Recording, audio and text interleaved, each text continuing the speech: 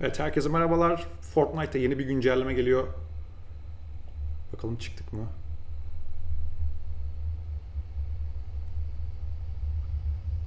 Hemen sesimizi kontrol. Evet, herkese merhabalar. Sesimiz de güzel geliyor. Evet, Fortnite'ta yeni bir güncelleme geliyor. Chapter 5. Yani bölüm 5. Sezon 3 olarak geçiyor. Gördüğümüz kadarıyla da Fallout geliyor arkadaşlar oyun içerisine. Power Armor falan gösterdiler az önce şeyde. Yeni çıkan fragmanında. Ben de bugün dersim var, açıkçası çok arada yayını kapatmak zorunda kalacağım. Yani kapatmayacağım da en azından kameramı kapatacağım. Hoş geldin İtali. Şu anda güncelleme geldi PlayStation 5'te. Güncelleme boyutu gördüğünüz üzere 35.6 GB'lık bir yer kaplıyor. Gerçekten bayağı büyük bir güncelleme. Benim tahminimden çok daha büyük bir güncelleme bu arada. Hani sanki sıfırdan oyun gelmiş gibi gözüküyor. Demek ki bayağı bir şeyler olacak. Hani ben ilk başta şeydim, biraz daha böyle hani dandik bir güncelleme diye bekliyordum aslında bunu. Ama tahminimden daha iyi bir güncelleme olduğunu düşünüyorum. Gene aralarda geliriz. PS4'te kaç GB İtali? Bak bizde 35 GB, yani çok ciddi bir şey var. Evet, fragmanı izledim. Çok güzel geldi bana fragman ya. Power Armor'ı falan gördüm. Orada kendimden geçtim. Hoş geldiniz bu arada. Hem Twitch'te yayındayız hem YouTube'da yayındayız. Fragmanı da bir ara gösteririm gene ekrandan. Ben şeye bakmak istiyorum şu anda. Bir HypeX'in falan şeylerine bakmak istiyorum. Paylaşımlarına. Emotes'lar falan tabii gelmiş. Yeni karakterler eklenmiş falan. Güzel gözüküyor sezon.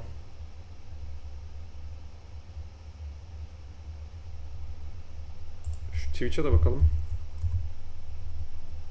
Yani açıkçası benim tahminimden daha iyi bir güncelleme bekliyorum şu anda. Ben başta bu kadar şeyli değildim. Kendimi gördüm gene bir an. Beklentim bu kadar yüksek değildi açıkçası ama şu anda gerçekten biraz beklentim yükselmiş olduğunu söyleyebilirim. Şuradan oyunu da tagleyelim bakalım. Battlefield kalmış burada en son. Fortnite diye yapalım.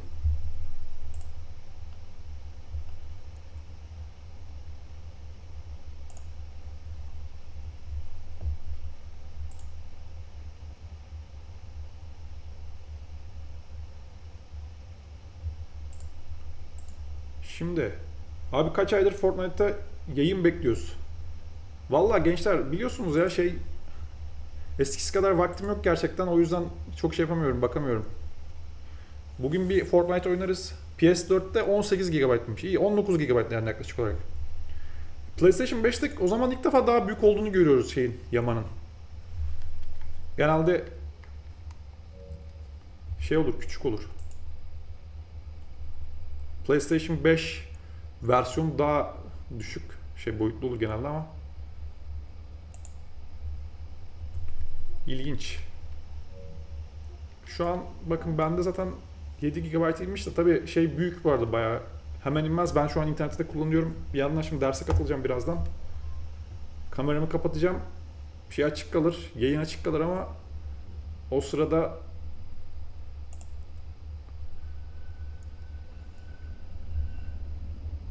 evet, gerçekten şaşırdım ben de. Genelde PlayStation 4'te daha büyük oluyor ya yamalar.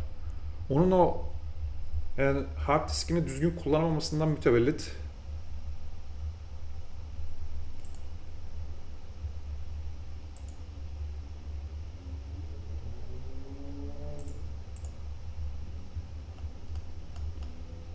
Ben gene her zaman olduğu gibi arada yayında yapacağım. Twitter'daki sızıntılara bakacağım. Çünkü Twitter'da güzel sızıntılar paylaşıyorlar genelde. Gelen sezonla ilgili olarak.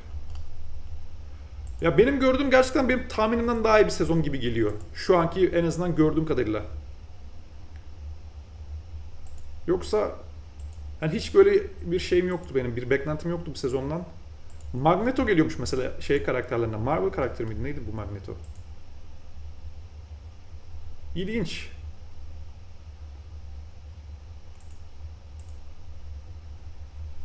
Beklemekte fayda var. Çünkü artık Fortnite'da yaşlandı, sürekli bir şeyler ekliyorlar ama hani ne kadar bir şey eklesen de yeni insanları çekmek artık kolay değil. Bu arada gördüğüm kadarıyla Metallica vardı fragmanında Metallica'nın full şarkısı çalıyordu hatta. Abi kaç sezondur arabalar zırh, silah zırh ve vs gelişme özelliği gelecek demişlerdi, şimdi geldi. Evet. Bir de gördüğüm kadarıyla o gitar çalma kısmına, yani bu enstrüman kısmına Metallica falan gelecek büyük ihtimalle. Çünkü onun şarkısıyla açmışlar. Full çalıyordu şeyde, fragmanda. Hatta dedim oha, bunu yayında açmayalım, kesin telif yeriz.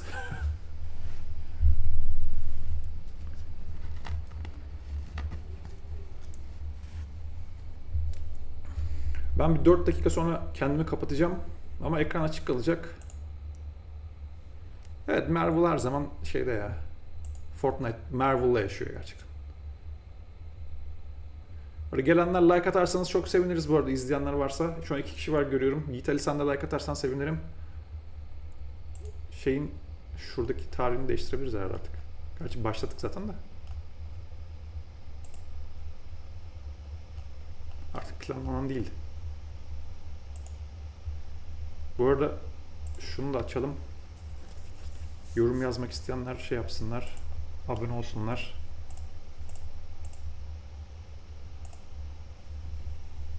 İlkin iyi bu arada. O da laboratuvara gitti, işine gitti. O da gelir sonra, büyük ihtimalle beraber şey yaparız. Akşam beraber oynarız zaten yayında büyük ihtimalle.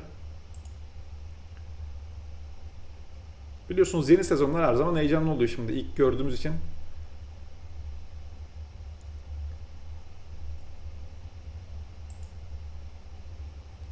Ama ben şeye de merak ediyorum bu arada. Sound of Sacrifice çıktı biliyorsunuz. Hellblade 2 çıktı. Xbox Game Pass'te, ona da bakacağız akşam. Büyük ihtimalle. O abi, o ne biçim internet? Bende 4 saat yazıyor. Valla Judge. Benim şu an internetim kötü hali bu. Bir yandan yayın açıyorum, bir yandan da başka yerlerde açık, altta derse katılıyorum çünkü şeyden. Zoom'dan bir de. O yüzden aslında daha yavaş. Normalde yani bir 15-20 dakikada inerdi bence. Şu an daha uzun sürüyor. Bir Beşiktaşlı olarak kupayı aldığımız için mutluyum. Sizler neler bekliyorsunuz yeni sezonla ilgili? Bence Fallout'un gelmesi iyi olmuş. Fallout çok şu anda revaçta. Çok fazla dizisi çok tuttu yani.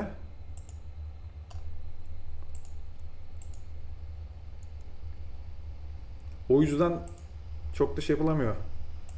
Yani iyi bir tercih olmuş bence Fallout'un gelmesi.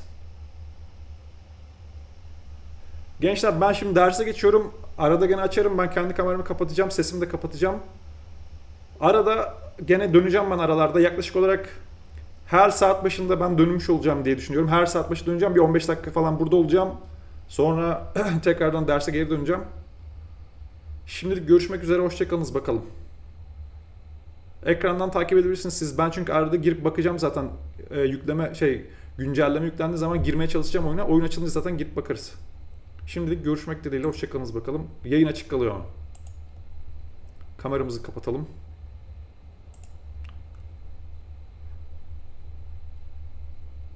Şunu da şöyle ortalayalım hatta.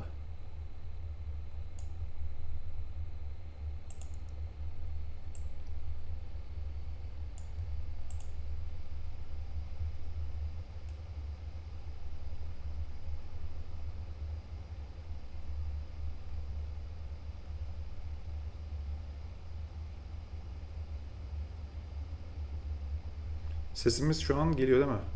Mikrofon şunun.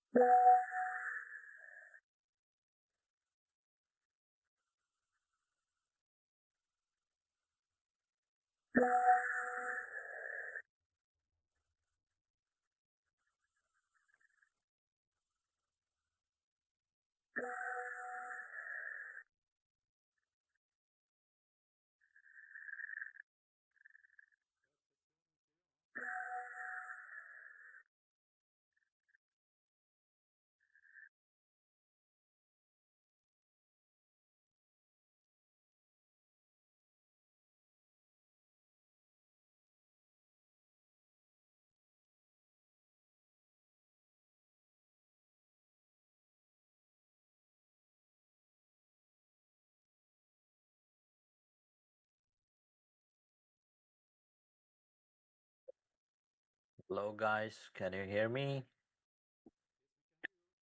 Yes. Great. Okay. So we were discussing some of the studies I have done. I have now skipped the details of the accident prediction study. I would like to spend some time discussing this one here. So this is a time series study as well. So this fits very well with the with the lecture title, right? So in this study, what we did, we used automated machine learning driven model for predicting platform support platform supply vessel freight market. Okay, so normally, when you are dealing with offshore industry, wind farms, oil and gas platforms, and things like that, then you need some smaller ships that go and come back to deliver different things, and those are often known as platform supply vessels. So here we were dealing with time charter freight rates. So in the shipping market, you can hire a ship for a particular time period, 1 year, 3 year, 5 year, something like that. Or you can do it for particular trips, one trip, each trip, something like that.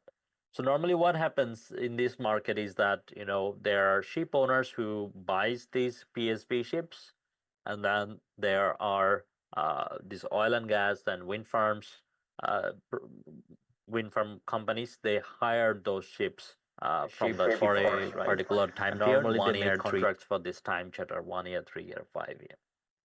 So here we are dealing with time charter rates, which we can see goes up and down. So as you can see, it's USD per day. Okay. So like around 2008, the highest was about $45,000 per day.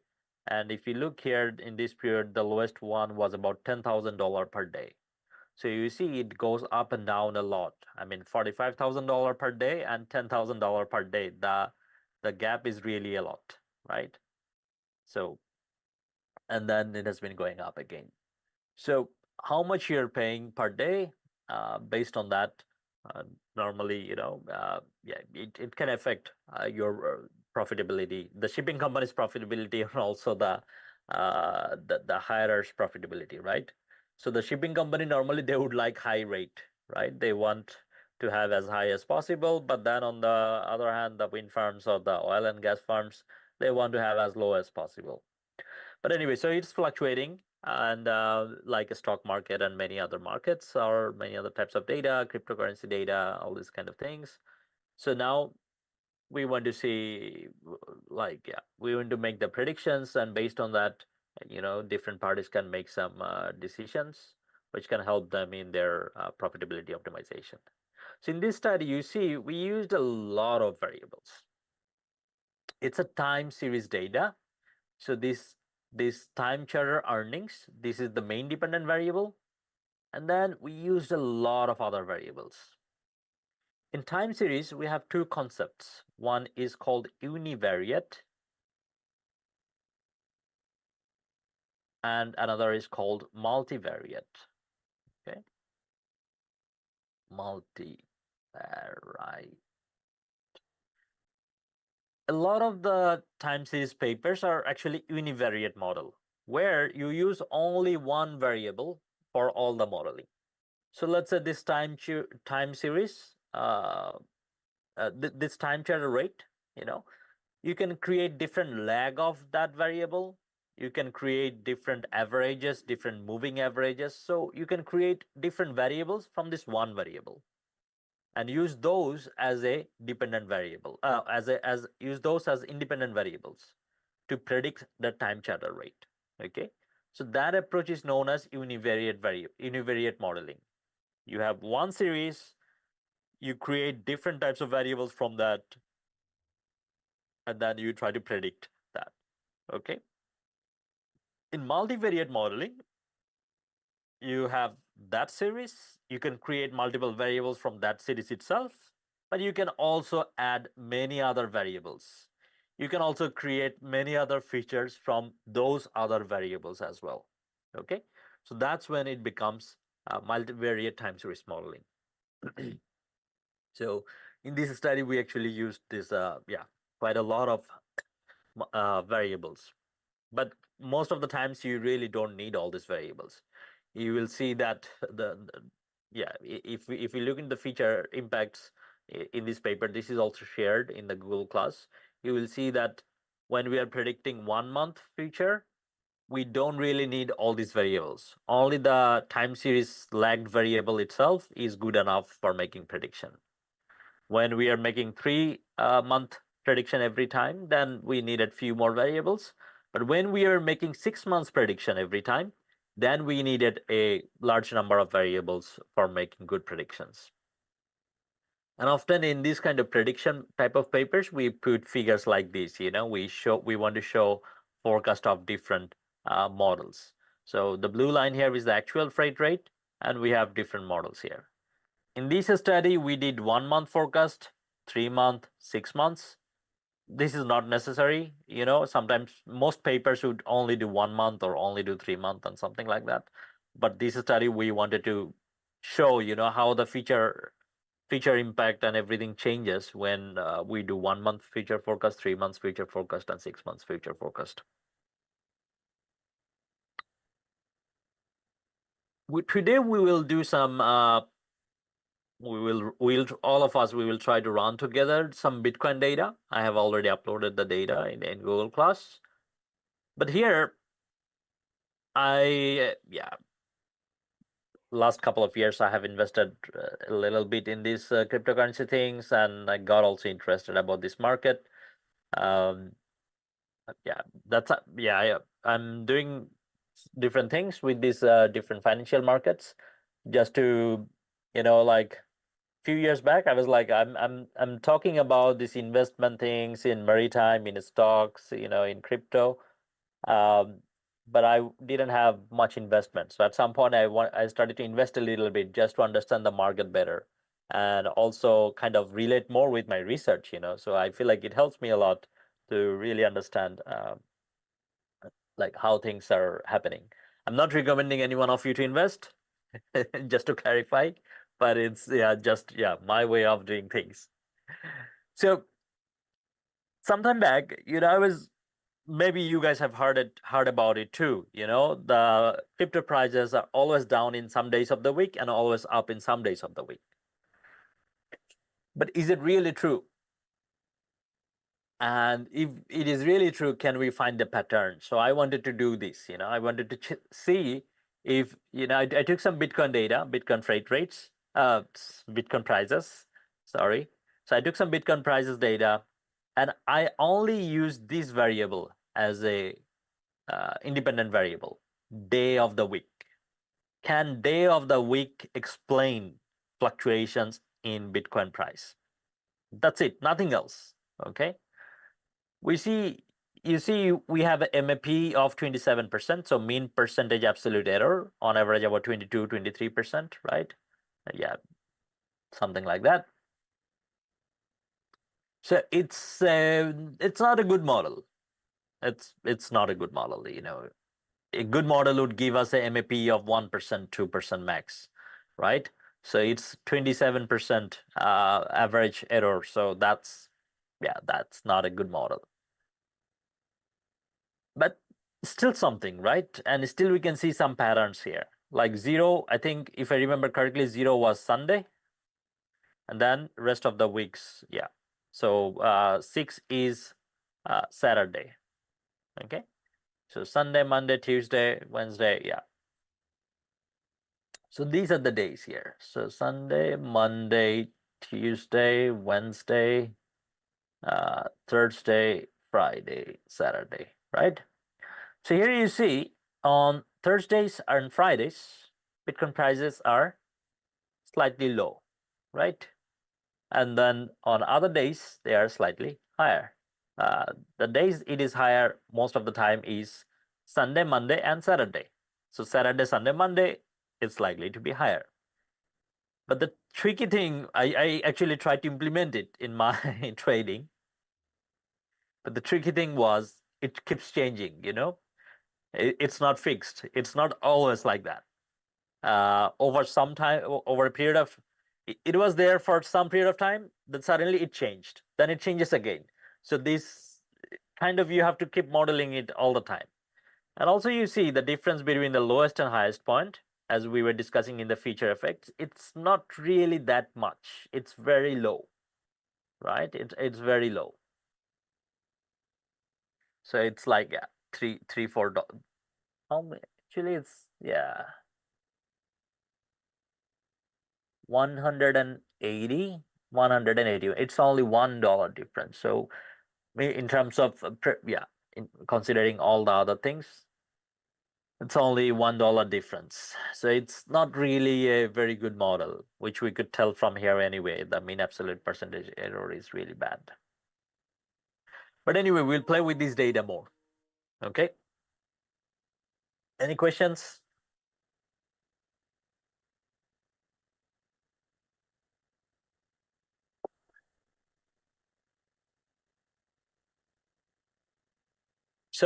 So far, we looked into some core concepts in machine learning, and we looked into some of the studies I've been doing or some of the things I've been doing for fun, like this Bitcoin thing.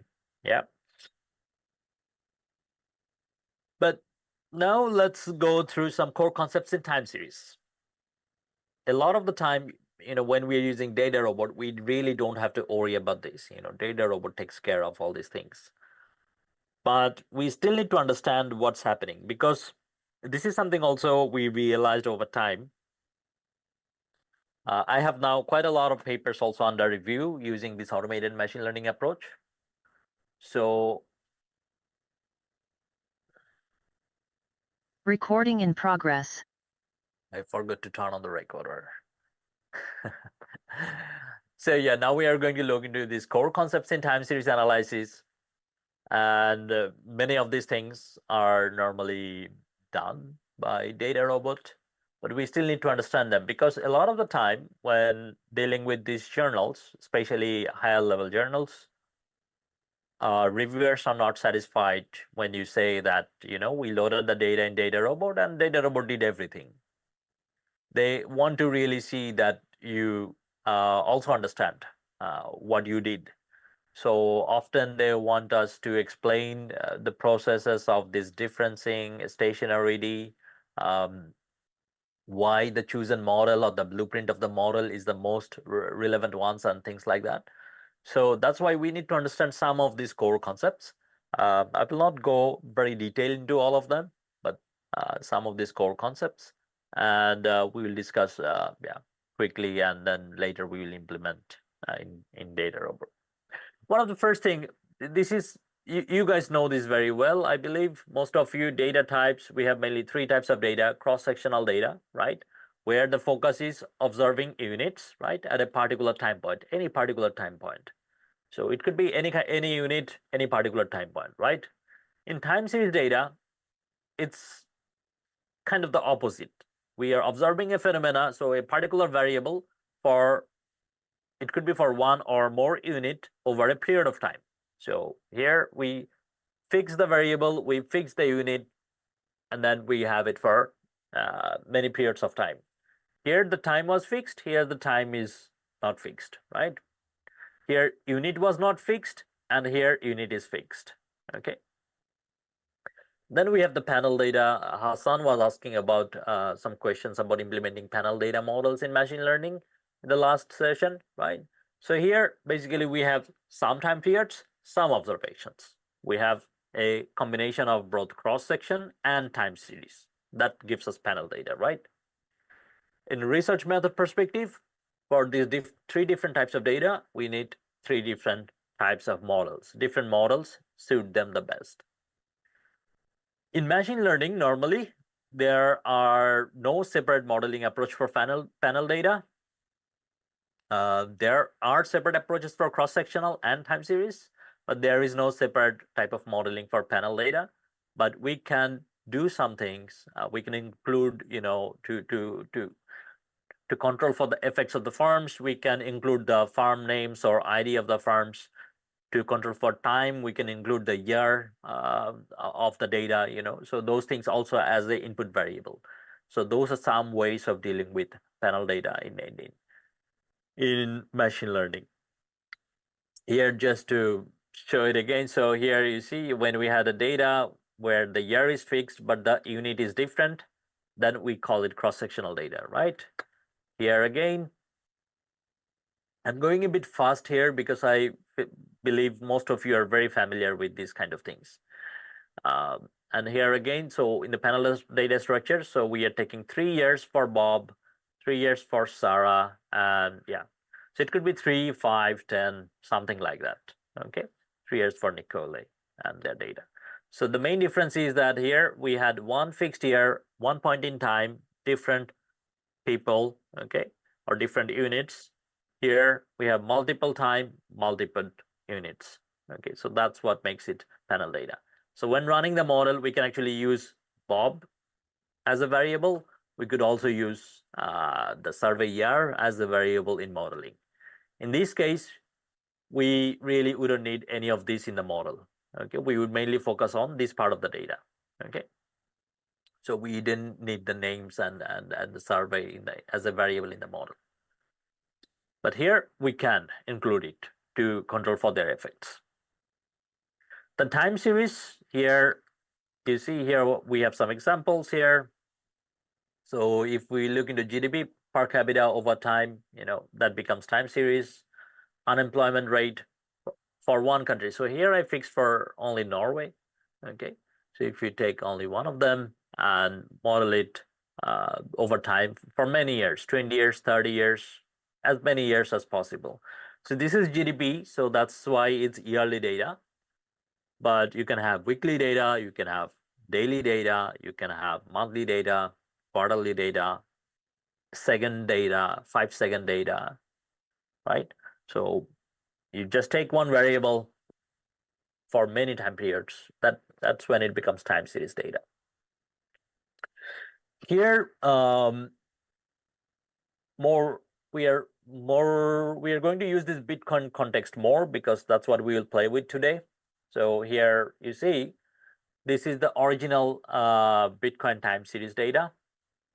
It's taken from this study we published in 2019. It was done by me, Shakil, and Elon. So here you see the data pattern. It was until I think 2019 or something. Yeah, it had to be 2019 because we published in 2019, right? So then during that period, we could see that the highest Bitcoin price was about $20,000, right? It was almost zero in 2010, 2009. It went up to $20,000. Now it's even more. Now it's about 70K, right? But now, often when we are doing time series modeling,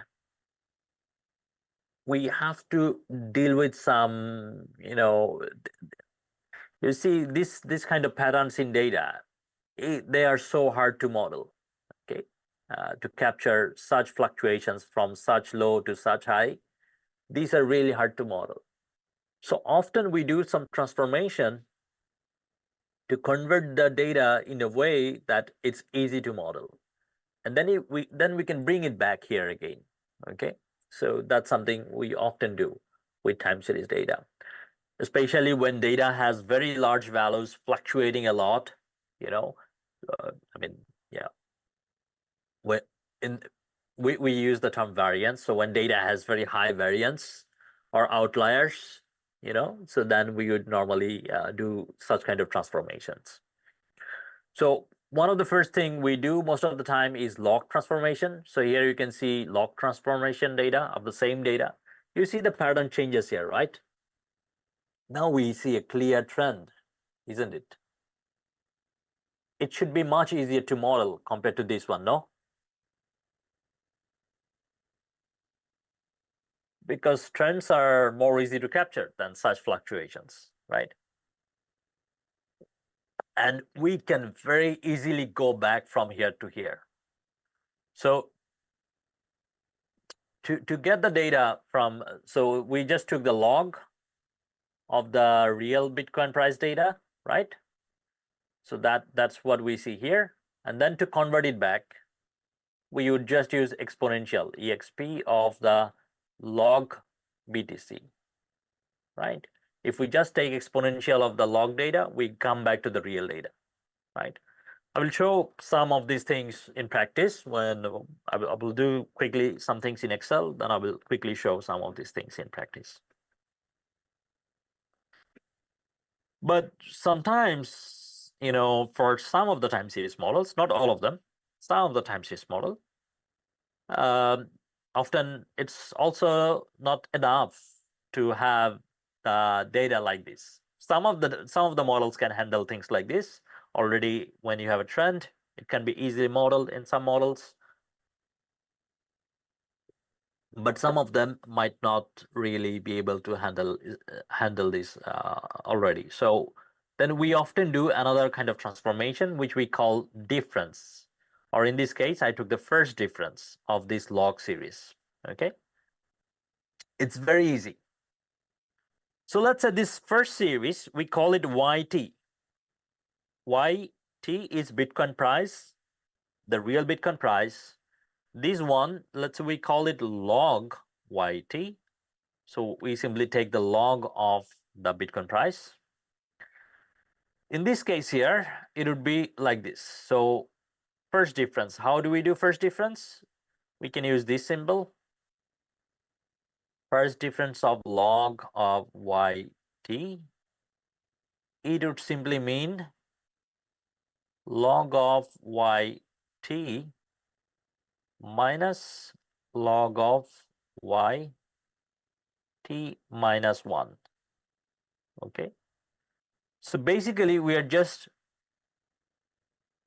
deducting the old value from it, previous value. For every data point, the data point at this point minus the previous data point. So that's it. That's how we get the differencing. Okay. And you see now here, the structure of the data is completely changed. And often this is what we call stationary. Stationary. Okay. In time series, many models have this prerequisite that data should be stationary when we're doing modeling. Okay. The main idea of a stationary is that it has a constant variance and mean of 0. It has a constant variance and mean of 0. Then it becomes very easy to model it. Okay. It becomes very easy to model it. Your models can capture this. When the variances become more constant, it becomes very easy to capture them. So that's the main idea of it.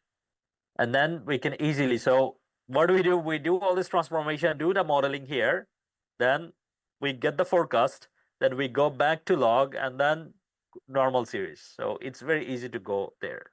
But all these things done automatically for you in Data Robot, so you don't have to worry about them at all. I just want to show you how some of these things work. So yeah, here we have the kind of the definition of a stationary. So when a time series is stationary, it means it has a mean and variance constant over time. So normally the mean becomes 0 and the variance becomes constant. So that's the main idea here. Here we have some more examples how a stationary series looks like this one.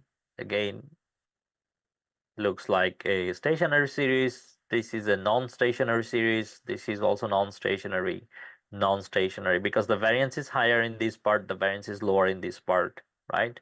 Here also for some time period it is constant, and again it goes up. So it's not constant all the time. So that's why this is also not a stationary. Here it's increasing over time. So non-stationary, of course. We also have a nice name for this. Okay, can anyone mention the term when our data or our predicted values increases with the increasing value of another variable? In this case, it could be time. What do we call such data series? We often use this term, right? Heteroscedasticity. Yeah, my spelling is wrong, I'm sure, but yeah, you get the idea, right? And then yeah, again here, not constant, so it's not stationary. So often to actually convert a non-stationary series to a stationary series, often we do log transformation and we do the difference. In data robot, again, done automatically. This is something I mentioned in the last class also. Why stationary is important in time series is because when non-stationary time series are used in regression analysis, apparently significant misleading regression results could be obtained from linearly unrelated data. If you look into the figure, what do you think?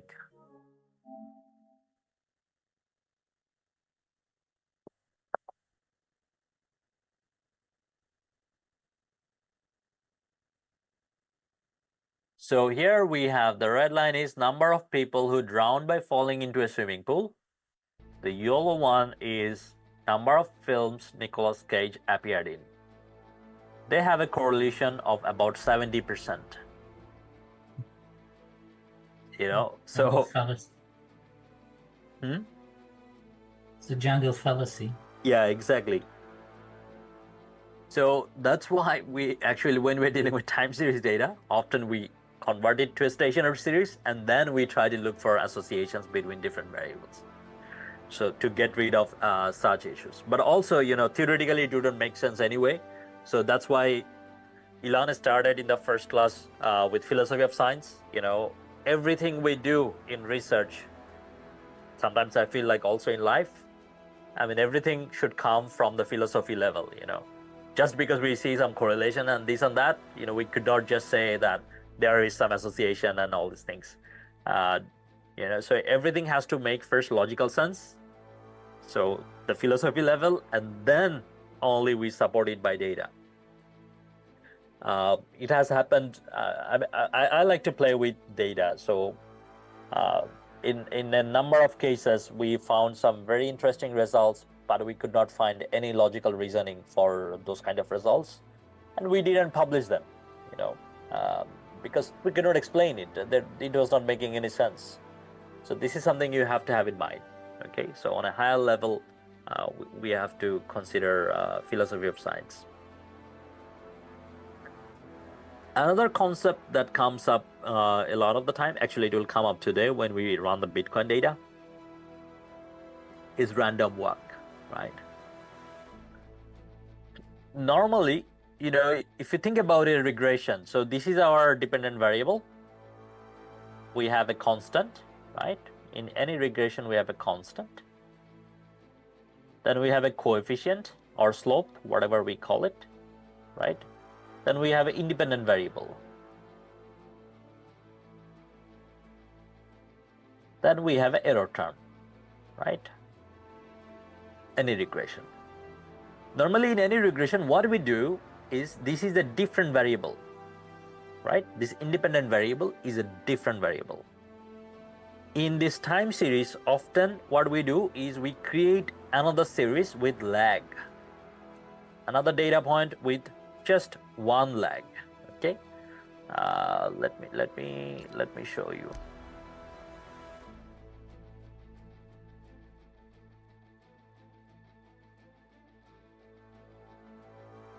Let's say we're dealing with BTC data. Bitcoin data.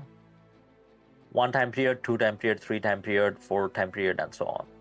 Let's say here it's 70K, here it's 75, here it's 78, here it's 58.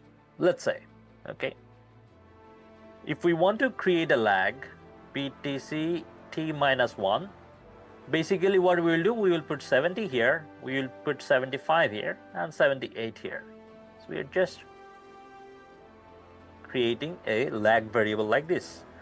Now this variable has become a different variable, and we can actually use it for a we can use it as an independent variable. So that's what we are doing here. Okay, so yt minus 1 is like a lagged variable, 1 period lag variable.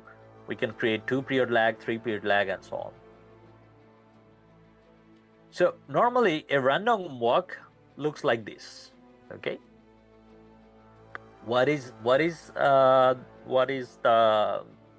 some of the properties of it? So in an equation like this, if value of alpha is 0 and value of this coefficient rho, or whatever we call them, is 1, then it becomes a random walk, non-stationary random walk series like this. Okay, so if we try to plot in this, alpha is 0 and rho equal to 1, so then what we really get, yt is equal to yt minus 1 plus vt. What are we really getting? So yt, the value of today, is actually more or less the same value as yesterday plus some error, right? That's it. That's what we call random walk. We don't have a constant in this. We cannot, there is no clear trend, no clear pattern, and so on. It's like, it's kind of random, which goes up and down from yesterday's data plus some variance. So that's the main idea here.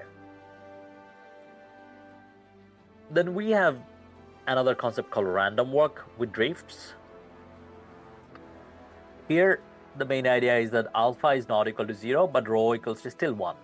Okay, so here basically if we plot in the values here again, so it would be yt plus alpha has some value, but then the coefficient is gone. So here there is no coefficient for this one. Okay, but there is some constant and there is some error. So this is all often known as random walk with drift, and such series show kind of a clear trend. Okay, so like this here, it's a clear trend. Here it looks like a downward trend, but yeah. So that's the main idea here. Why are this interesting? Because when we are going to play with Bitcoin data, you will see we will face a situation where actually these things come up. Okay, especially this one.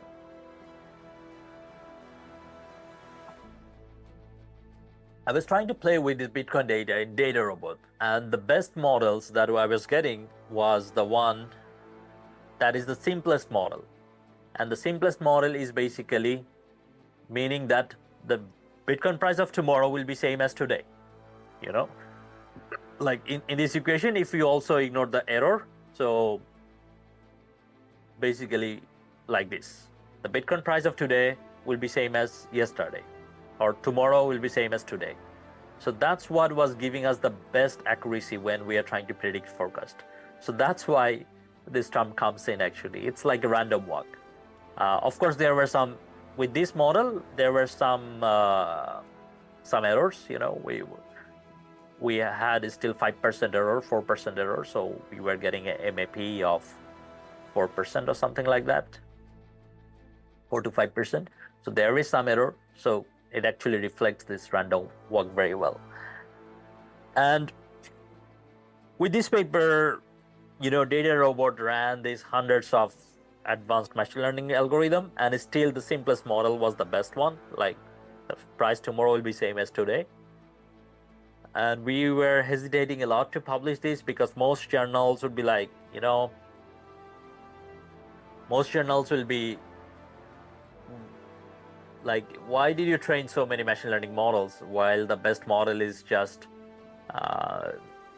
just like naive model, that price tomorrow will be same as today. So, but now we are going to make the story different. We are going to basically say that actually Bitcoin series is a random walk, and that's why, the most accuracy comes from there instead of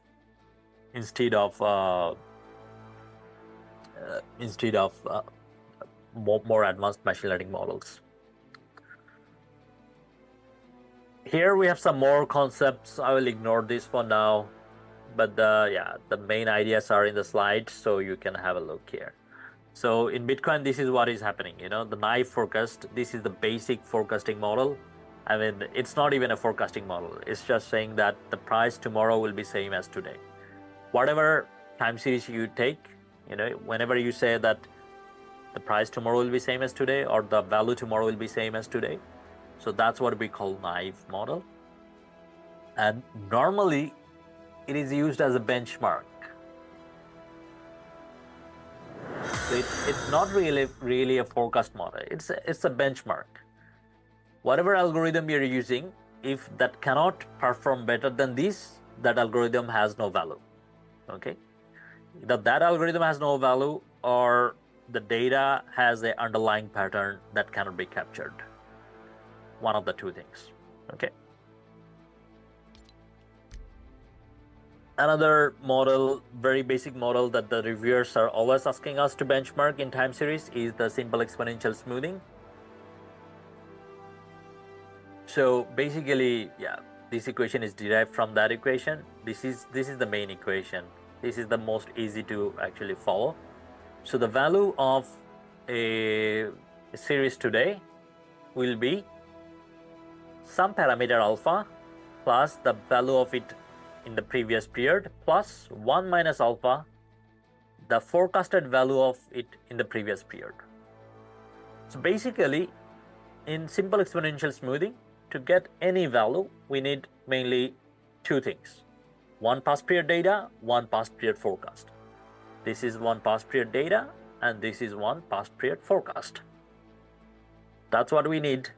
And then we can just play with this value of alpha. We can start with 0.1, we can increase it to up to 1. Okay, so normally the alpha value should be from 0 to 1. So you can play with 0.1, 0.2, 0.3 and so on, up to 0.9, 0.95 and something like that. Whatever gives you the best performance is the best model. Okay, so that's the main idea here in simple exponential smoothing.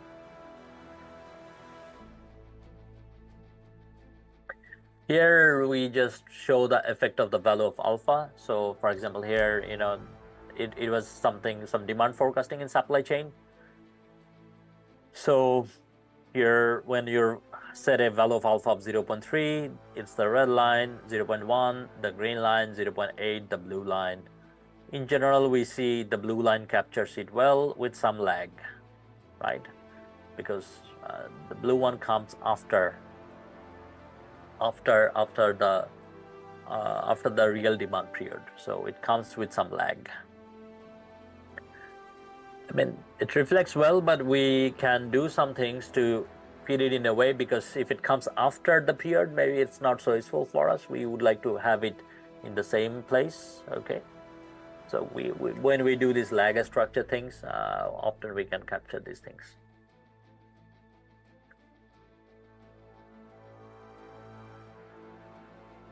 Two more concepts about time series data. One is about data decomposition, and one is about the seasonality issues.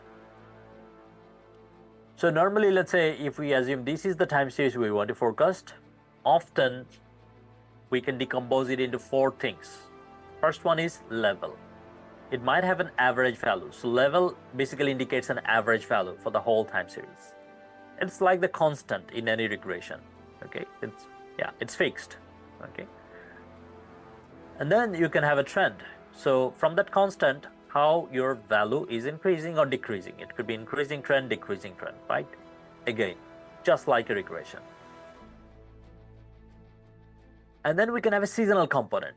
This increasing and decreasing, it might fluctuate over a season. And then the seasons, They could be months, they could be weeks, they could be even daily seasons. For example, if we're predicting demand for a restaurant, normally in the evening, the demand goes up. In the lunch period, the demand goes up, right? So you can have season in the same day. When you were dealing with, let's say, weekly demand, so if you look into grocery demand, if you're trying to map demand for grocery stores, often on Saturdays, the demand is higher, right? So there is a seasonal effect within a week, within a day, right? That's something I wanted to see for crypto market, right? With the example I showed with Bitcoin. So I wanted to see during the week which days are up and which days are low. It could be within the same day, in which hours within the same day it goes up and it goes down, right? It could be for a period of time, 1 year, few months, something like that. And then after considering for all these three things, whatever we cannot explain with the model, that's our error, right? That's the noise. So it's just whatever we cannot explain. So that's how we can decompose data. Some data has seasonal component, some data does not have it. If your data does not have seasonal component, you should be able to predict well with models which can capture level and trend. Some data might not have level, some data might not have trend or seasonality, then simple models like exponential smoothing performs very well. Like maybe in Bitcoin data, maybe there is no level, no trend, no seasonal effects, so that's why the simplest model, the naive model, is the best one. And also these models that we normally look into, they might vary depending on the structure of the data in terms of the structure of the seasonality, So here, constant trend, here we have up or linear trend. So if you look here, constant trend, no seasonal effect, it would look like this. Constant trend, additive seasonal effect, it would look like this. Constant trend, multiplicative seasonally would look like this, right? Linear trend, yeah, no seasonal, looks like this. Linear trend, additive seasonality look like this. Linear trend, multiplicative seasonality look like this. You guys now tell me what is the difference, especially in these two cases. In additive seasonality and multiplicative seasonality, what is the difference here?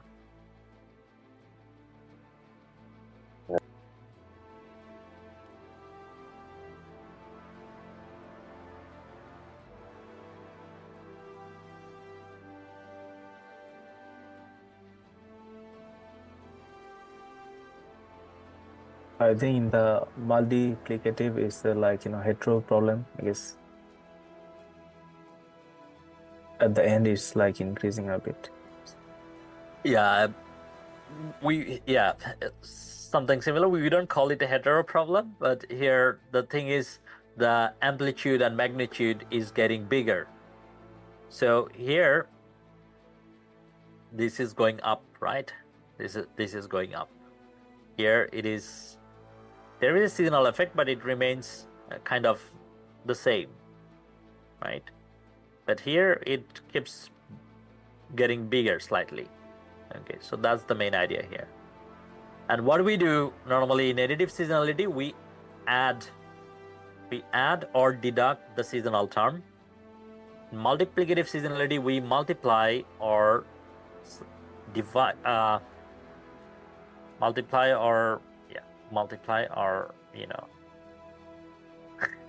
yeah, you get the idea, right? So, or multiply or divide by the seasonal term. So that's how these two additive and multiplicative seasonalities are modeled.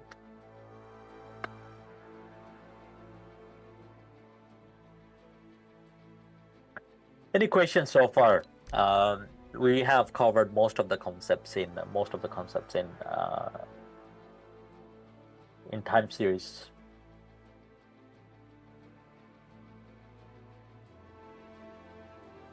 If not, let's take a 10-minute break. Yeah. Sure. Recording stopped.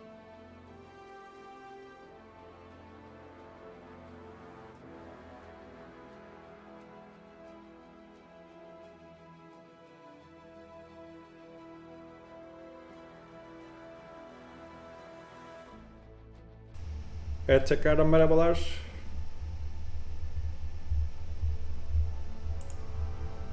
Şu uzun kapalı deme. Tekrardan merhabalar. Bu sezonla ilgili olarak gene bir yayın açmıştım biliyorsunuz. Arada derse katılmam gerekiyor. O yüzden çıkıyorum. Ama genel olarak sezonun tahmin ettiğimden daha iyi olduğunu söyleyebilirim. En azından gördüklerim şu ana kadar ki. Bir de şu şeye bakalım. Güncellemenin PlayStation 5 boyutu 35 GB gibi bir şeye sahip. Yer tutuyor. PlayStation 4'te 18 GB yer kaplıyormuş ki genelde tam tersi olur. PlayStation 4'te daha fazla yer kaplar, PlayStation 5'te daha az yer kaplar ama bu defa farklı olmuş gördüğüm kadarıyla.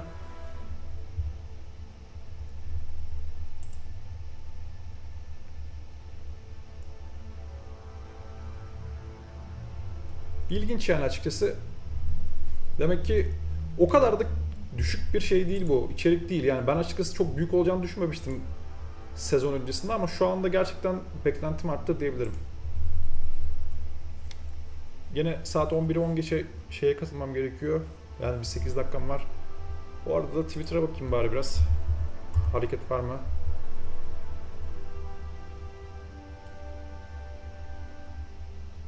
Saat 3'te açılacak demiş şey. Miami. Evet, şeyde yazıyordur. Fortnite statusta yazıyordur. Bakalım. Fortnite status. Biliyorsunuz bir önceki güncellemede acayip şekilde bir gecikme olmuştu. Şu anda bakalım saate. Schedule will be undergoing schedule maintenance during this time. Kaça kadarmış? Versiyon 30'muş bu arada bu. Şu ana kadar Fortnite'daki.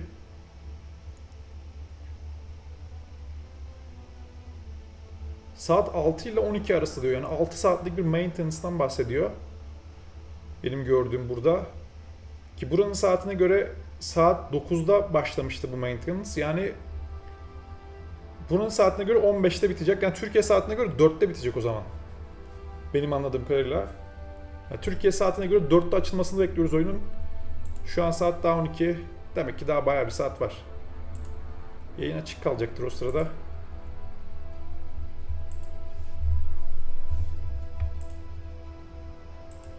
Hatta şöyle bir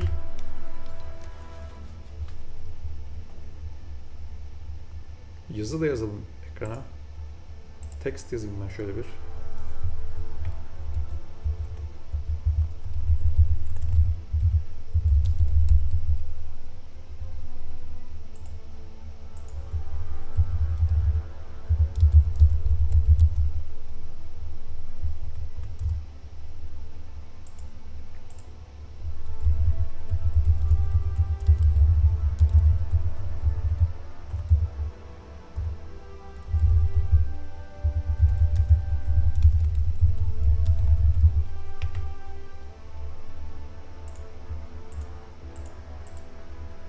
Şunu da şöyle koyalım.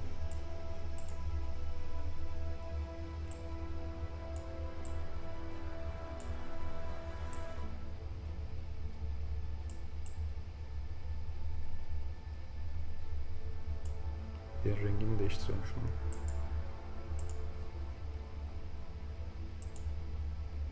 Kırmızı yapalım. Arka planında siyah gibi bir şey.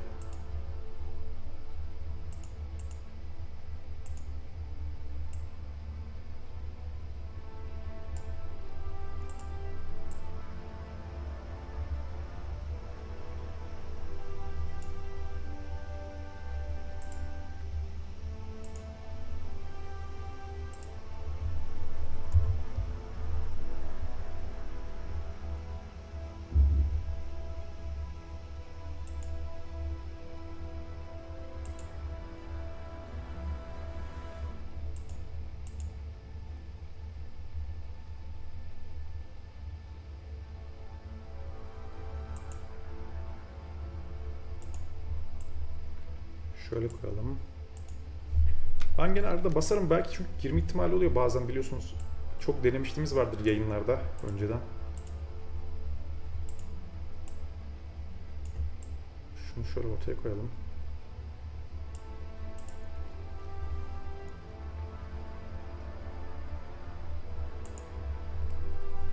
Chat'e de bakalım bu arada. Şu anlık gerçekten Türkiye saatine göre anladığım kadarıyla 4 gibi falan olması bekleniyor ama tabii ki bu kesin saat değil. Bir önceki biliyorsunuz güncellemede de normalde 3'te falan açılacak demişlerdi. Ertesi gün gece yarısı 4'te falan açıldı yani. Bir 12 saat sonra açılmıştı. Çok ciddi bir erteleme yemişti. Yaklaşık 12 saat kadar. O yüzden çok belli olmuyor bunun ne olacağı. Ama şu anki bilgiye göre Epic Games'tan yayınlanan saat Türkiye saatine göre 4'te açılması lazım arkadaşlar. Buranın saatine göre de 3'te açılması lazım. Demek ki o sırada biz zaten yayında oluruz. Çünkü benim bugünkü dersim saat 3 gibi 2.30 gibi bitecek. Ondan sonra zaten bakarız oyuna gelen güncelleme. Çünkü ben merak ediyorum Fallout gelecek. Hatta Fallout'la da ilgili bir şey yazalım. Şimdi güncellemenin adı neydi ya?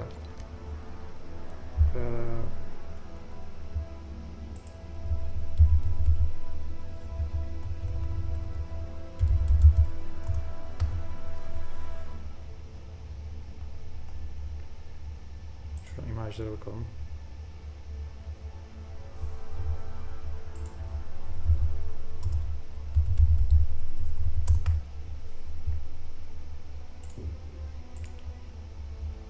Wrecked. Evet şu. Onu hatta şuraya Wrecked diye yazabiliriz.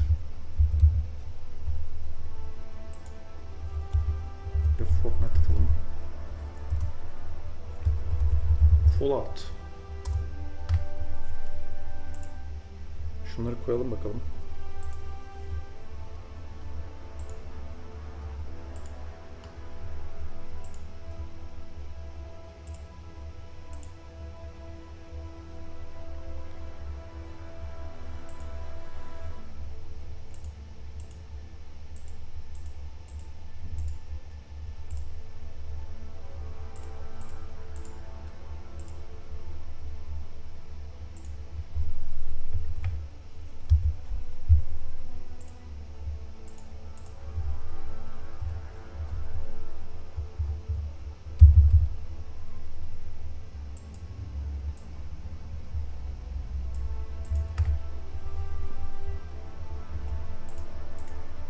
Şunu da beyaz.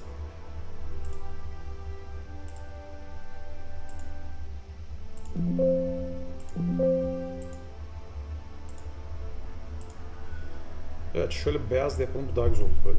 Kırmızıyı beğenmedim.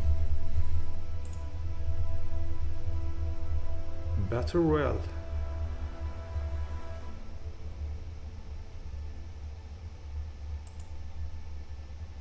Şu kapak da güzelmiş.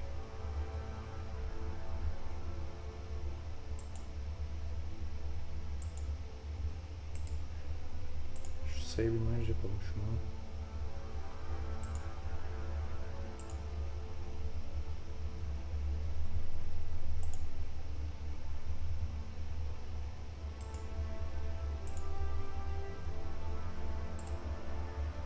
Hatta şuradan değiştirelim. Abi benim internet yavaş da senin internetin şifre neydi?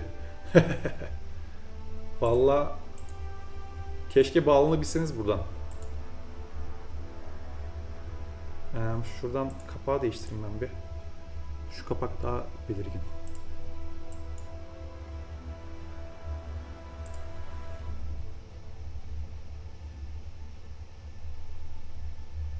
Söyleyeyim.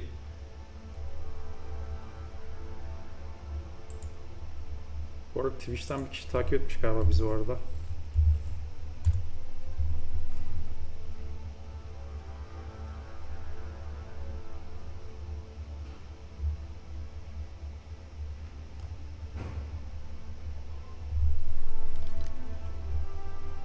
Bizim ders başlayacak şimdi. Ben tekrardan kameramı kapatıyorum. Görüşürüz arkadaşlar.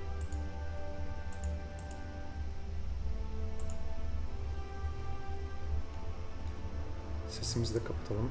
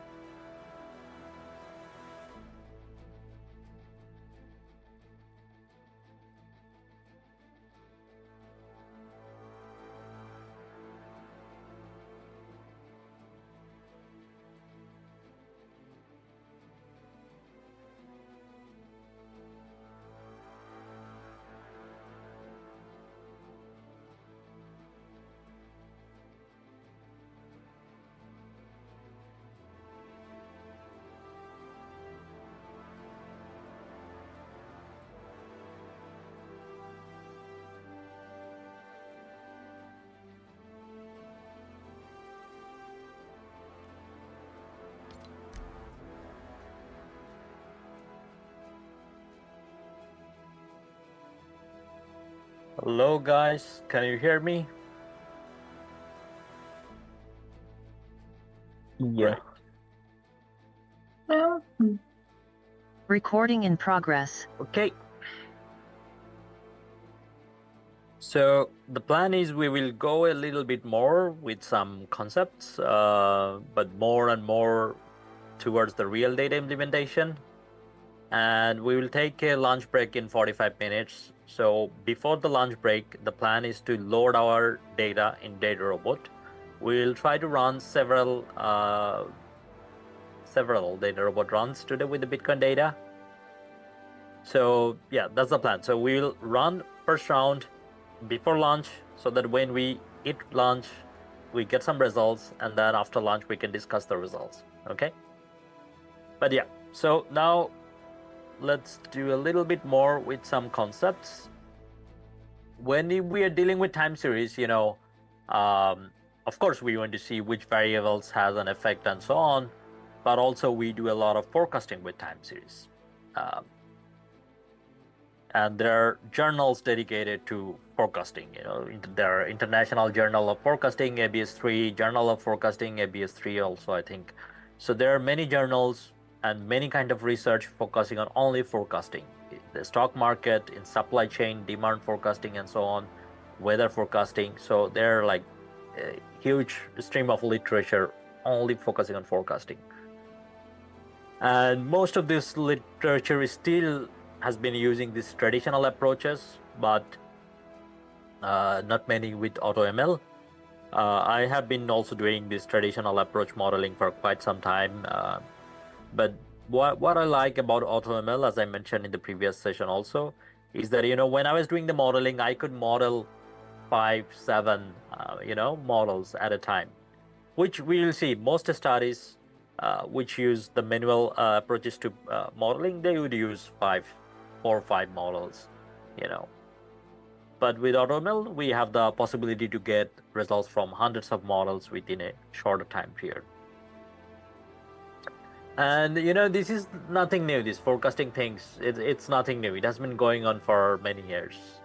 Have some of you guys watched the movie 300? This Yeah, but yeah, if you have watched it, so you remember, like, before, I mean, it's not about only this movie. I mean, in the ancient times, before any war or before anything, these kings, they would go to these they would go to these very rare places, in the jungle, in some mountains and somewhere, and then meet someone, and they will do something, and yeah, they will ask, like, whether they're going to win the war or not, whether they are going to have a son or not. So things like that, and people believe those as forecast.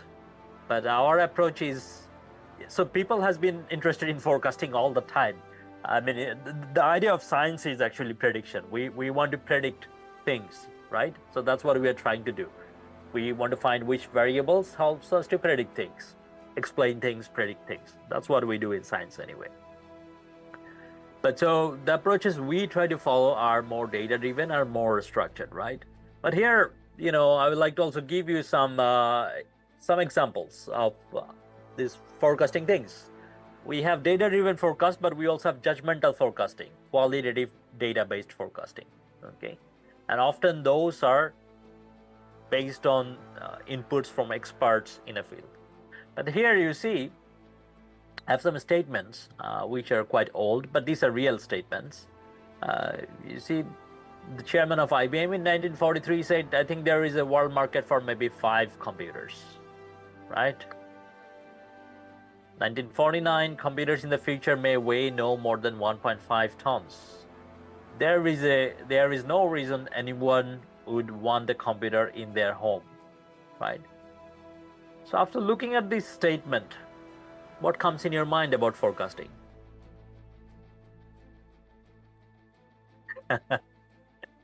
Yeah, so intuitive forecasts are always wrong.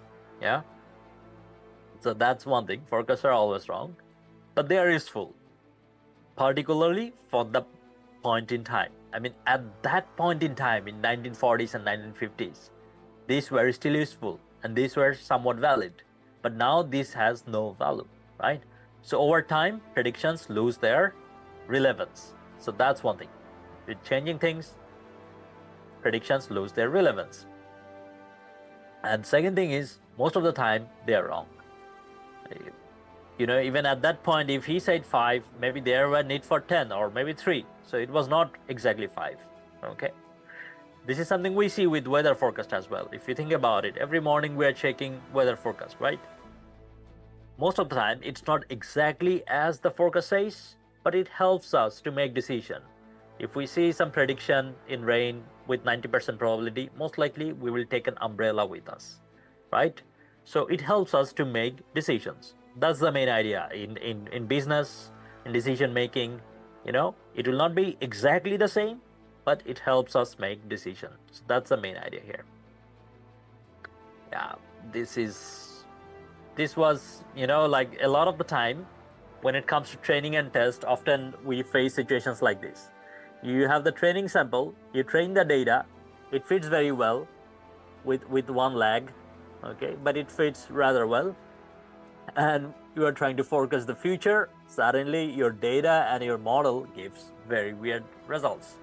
This is very common. I faced it a lot in early in my career when I was trying to do this forecasting modeling things. And this kind of situation especially happens when you overfit your data, when your models have a serious overfit in training, okay? Also, some things, you know, about forecasting. So for example, here we have a demonstration of one step ahead forecasting in expanding horizon. So we have data up to this point, we are forecasting this one, right? We have a new data point available tomorrow, and we will use up to that and forecast the day after. Then we will have a new data point available, forecast the day after. So we're expanding our training data set all the time, okay? But as you said in the beginning, that in time series, you know, often it's not a good idea to really keep expanding the time period all the time, because maybe some of these data point becomes irrelevant over time, you know. So often we would use rolling approach to forecasting, okay? So we would use a fixed period all the time that is relevant based on business cycle or based on the properties of the context that we are studying. We use that for training and predictions. Also, we might be interested to do forecast 2 period ahead or 3 period ahead or something like that. So we are always, like in this case, we are always predicting 4 period ahead. Some of you are doing supply chain kind of things, right?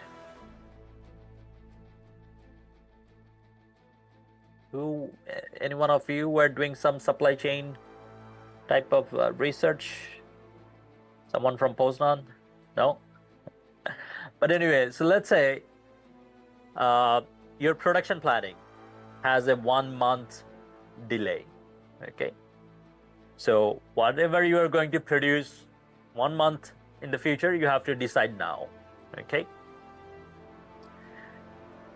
But your operational planning is on weekly basis, okay? So basically, what you have to do, you always have to predict 4 weeks ahead, because if you predict next week, nothing happens. Your production team, they cannot adjust for it. They need 1 month every time, okay? So they cannot adjust for it. So you have to predict 4 weeks ahead all the time. So this is something you have to have in mind. You know, it's not always important to, it's not always relevant to predict just the next step. You know, sometimes we want to predict far ahead because our decision making cannot be adjusted. So some key elements here that, you know, it should have relevance. Whatever we are forecasting should have relevance. It should have rationale. So why are we getting this result? We should be able to explain it, and we should do proper research, what variables to include. Here I include this figure because this is something we could not explain. You know, this is a paper that we did not publish in the end because we could not explain this result. We were trying to see association between air freight rate and shipping freight rate. And so we use something called dynamic conditional correlation. But yeah, we cannot explain these behaviors, so we did not publish in the end. The three things kind of for any research, we have to have these three things in mind: the relevance of that research, rationale for the results we are getting, and before we're doing the analysis, we have to make sure that we are including all the relevant variables.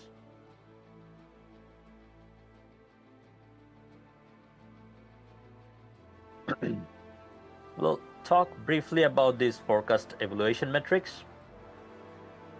In Data Robot, they are built in, right? In Data Robot, they are built in. But it's nice to have some understanding of what they really mean. So here, MSE is actually mean squared error.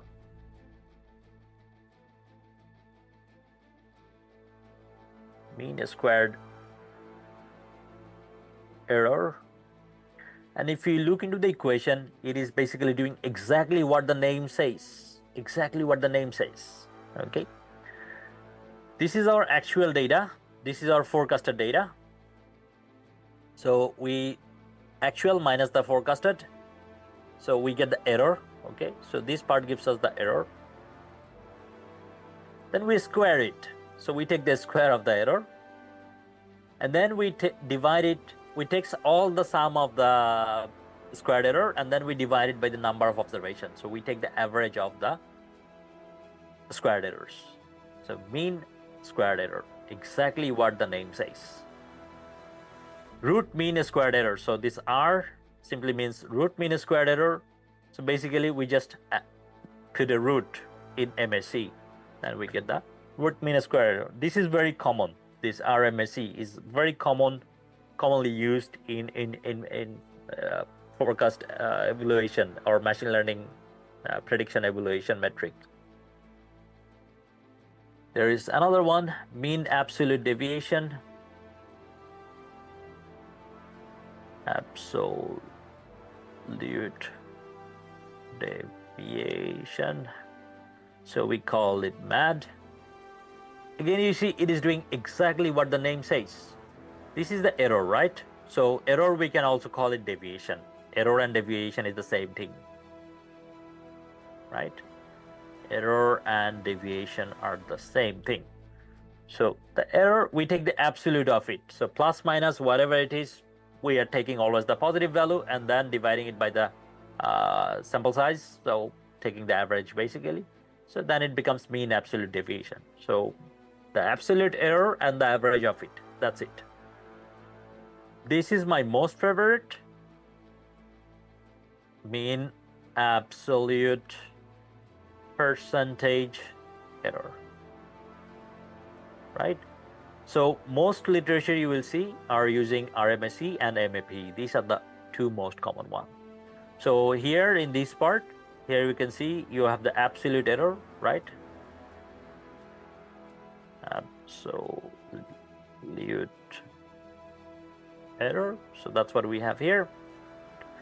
To convert it into percentage, first of all, we have to divide it by the actual value and then multiply it by 100. Then we convert it into percentage. So in terms of the actual value, what is the percentage of the error? We just get it from here, and then we divide it by the sample size to get the mean. So exactly doing the same thing, mean absolute percentage error. So we calculate the percentage error and take the average of it. So that's it. Okay. And in these equations, we assume that A is the actual value and YT is the forecasted value. So these metrics you see we keep using again and again. And a lot of the time we also use the R square, right? And you guys are already familiar with R square, right? The percentage that is explained by all the independent variables. The percentage fluctuations or deviations in the dependent variable explained by all the independent variables. So that's what is the R square, right? Great. So we have now covered almost all the relevant concepts. So we are getting more closer to implementation in data report, but yeah, we will look into some more things before we go there. You guys have already access from us, right? So we have, I think, set up a 6-month access period for you guys. But whenever your access goes, whenever your access is expired, you can always take the trial. Okay, they always provide you 1 month free trial. You just use an email address, you can have 1 month free trial. The problem is every time you create a new account or you renew, you create a new trial account, your old results will be gone. So in that case, whenever you're running a model, download all the results. Okay, every time download all the results of the first 2-3 best models. Okay, so that's what I would recommend you.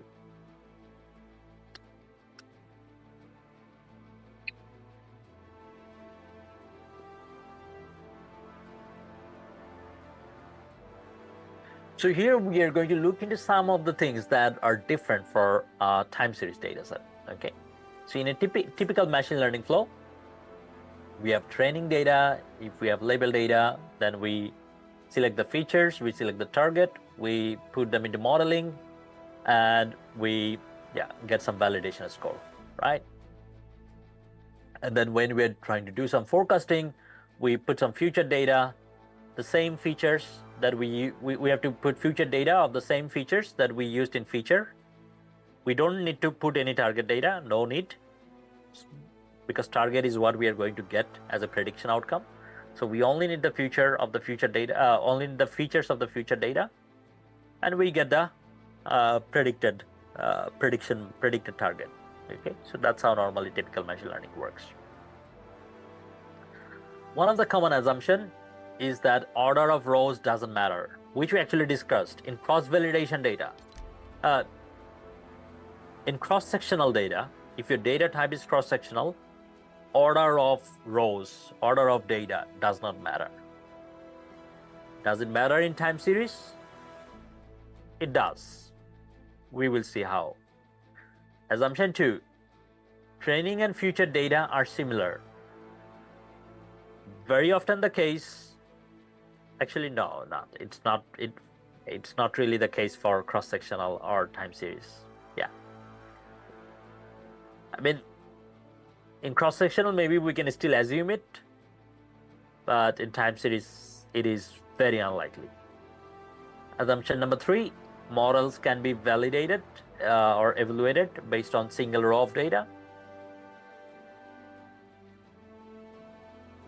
It's not possible. In cross-sectional, often it is possible to validate a model with single row of data or like very few row of data.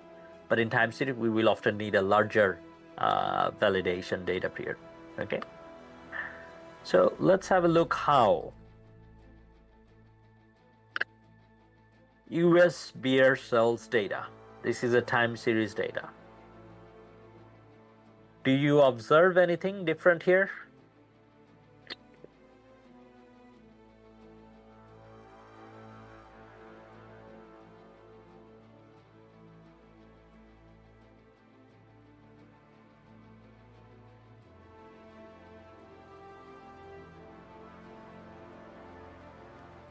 As the significance drops, I don't know what else. If you see here, the years are random, right? The years are random here. And you see, based on the randomness of the data, if we present the data in a random year, it looks like this. But if we present the data like in the correct order of year, it looks like this. So in time series, it's very important, the order of data. Okay, that's why in time series we don't do cross-validation. We would do normally backtesting or out-of-time validation. So we cannot just pick any period from the middle, for validation. Also, often training and future data are not similar, so they are often different. Okay, so that's why we need to test our models in multiple out-of-time validation or multiple backtest. And often, we cannot really evaluate our model based on only one single row of data. So we take part of the data to validate. So we train the data in a large training sample, and then we take 20% or something like that for evaluating the data. Some of the things that we have been discussing with lag and all these things, it will become more clear with this example here. Okay. So here we have a data set. Here we have daily data. Okay, daily sales data, as you can see. Daily sales data, employees present, ad spending, inventory rate, weather. Looking at these variables, what do you think? What are we going to forecast? Most likely we are interested in sales, right? How different variables affect sales, and if we can predict sales.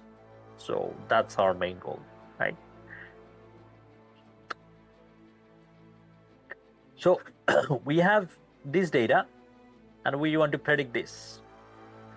But to predict these sales next day, if we use data in this structure, we will need the value of employees present tomorrow or the next day, right?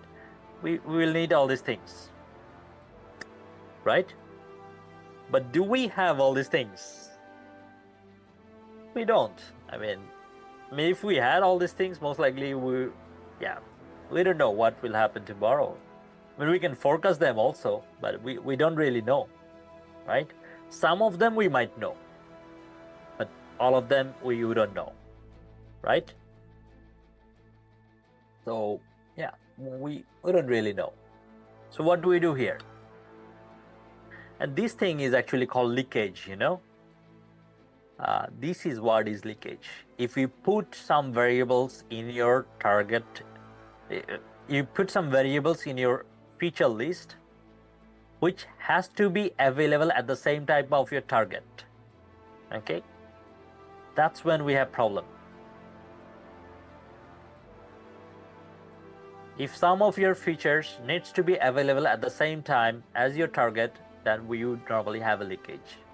If you know these things, we would anyway know this. So why would you forecast it? Are you following me? Yeah.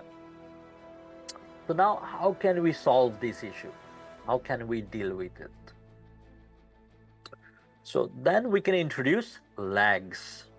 So which I mentioned before. You see, we now move the first row just down. This 16, 3000, 47%, and rain, it was on 17th, right? 17th of 9, we moved them to 17th of 10. We moved them one row down. So we introduce lag. This is one lag structure, input features, right? So then the values we had here for these variables, they moved here. Of course, we know these values for the previous day, right? So if we could see the association for all the training data, the sales, how sales is associated with its previous values, values of the previous input periods, if we could see that, and actually using the same model, we could predict the target. Yeah.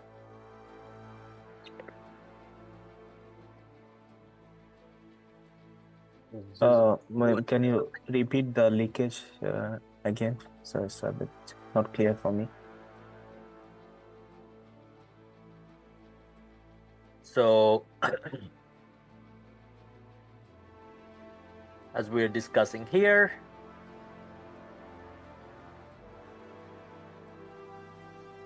this was our data structure, right?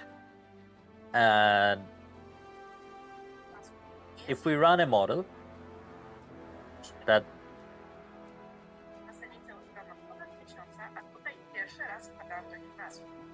Zrobiłam to trochę nieumiejętnie i po jakimś czasie masło wypadało do wody. Senica wodna składa się z dwóch części. Do dolnej miseczki zalewamy wodę. I think somebody's audio is on. Yeah, let me just try to mute it. Yeah, it's okay. So what we were doing here is, so we are trying to model cells as a function of employees present, ads reporting, inventory, weather. So all these 4 variables are our input features, right? Are our input features. And sales is our target, right? But so when we train the model using a data structure like this, what happens is that for the same period, we will need these values, the value of the inputs, to make a prediction of our output, okay? So like, for example, when we are predicting for this day, 15th, when we are predicting for this day, 15th of 2017, month of November, we will need the values of employees present at that day, ad spending at that day, inventory rate at that day, weather at that day. But most likely we don't have this data at hand at that day. Because when we are forecasting, we are here, right? So today we do not know this, we do not know this, we do not know this most likely. We also do not know the weather. We don't know because it will come tomorrow. We don't know them, right? I mean, yeah. So we could maybe know only ad spending because we might plan already today how much we are going to spend on ads tomorrow, right? That we can plan. But the other 3 variables we might not know, right? So if we model if we train the model using a data structure like this, then we actually have a target leakage because we don't have this data. We are in today. We do not have this data for tomorrow. If we had them, it would be a target leakage. If we had them, right? Because it would mean that we already have the target value as well because they come together at the same time. So if we had them, it would mean that we would also have the value of sales because they come together, right? So that's why we could introduce lags. We could train the models in a way that the correlations or the associations are based on the past values of the input variables. So we could just move one leg down, right? Now, of course, when we are in today, we have these values. Right? We have these values because these values are actually the old values. So we have them, right? These values were actually here. So we could actually use these values to get the predictions, right? We could also introduce 2 lags. Sometimes in our systems, it takes more than 1 day or 2 days to get the data updated. So if you don't have all the data updated just within the day, you cannot use it for prediction. So then you can have 2 lags, 3 lags, whatever you like, okay? So this happens a lot. Like I do a lot of modeling with the shipping context, but in normally when we are modeling freight rates in shipping, often supply and demand variables are related. But in the shipping market, the supply and demand variables are not available every month. They come with 2-3 months of difference. The demand for shipping in a particular shipping route this month is not available yet. This month we have actually available. Now we are in May, right? So in most databases we have the data of March latest, February or March. So when I'm trying to do modeling like that, I will need to have 2-3 months lag in my models. So more interesting is we can also lag the target. It can become our independent variable, right? So we have the input values, they are lagged, but our target can be also lagged. We have the sales of last 3 days. So we can actually use them as an independent variable as well, right? So we can lag also the target. When we are doing machine learning manually for time series, this is the most tricky part. Which variable should be used in what lag, So that is one of the most tricky part. But Data Robot makes it automatic. There are lots of rules of thumbs how to do these things. But in Data Robot, most of them are automated, so we don't have to worry much about it. We can also mix lags. You see, we can have cells in third lag, employees in 2 leg, ad spending in 1 leg, so you can make different legs of your dependent and independent variables.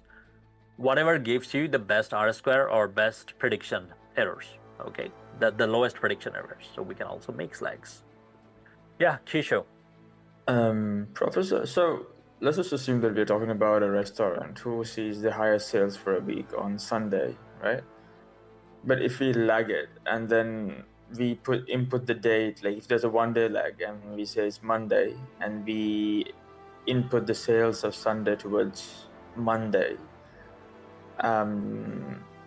does it not, isn't the prediction kind of misplaced when you get it? Because then the machine model will be saying that you'll be seeing the higher sales on Monday. No, we are keeping the sales variable in the proper time. So the main target variable, yeah, target variable, it is following the proper time structure, the normal one, okay? So basically, whatever lags we are doing in the input structure, it will just find the association. So this was here, right? So it will just find the association of 2 days cells with 3 periods before, 3 periods older of this value.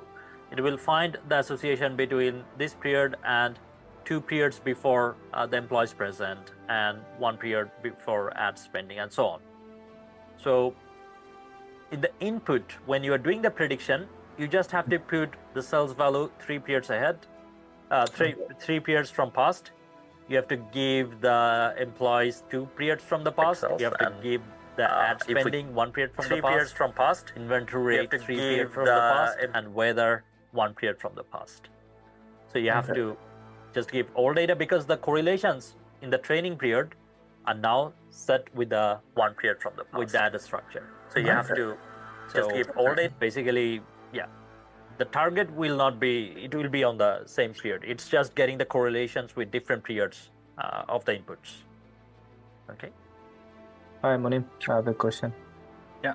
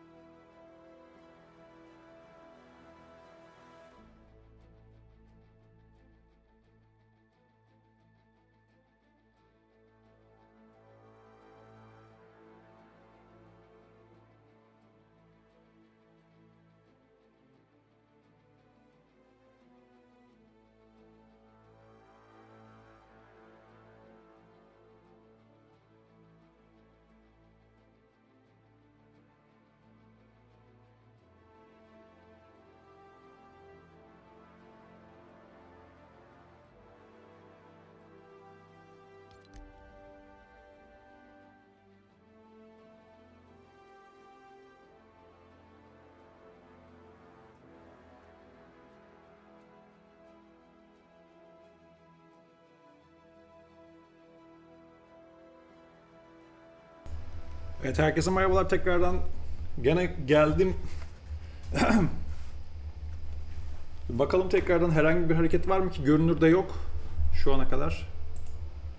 Şunu da şöyle koyalım.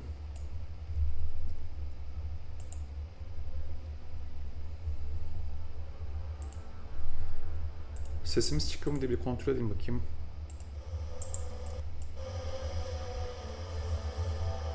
Sesimiz solumuz çıkıyor mu? Sesimiz çıkıyor mu diye bir kontrol edeyim bakayım. Tamam, çıkıyormuş.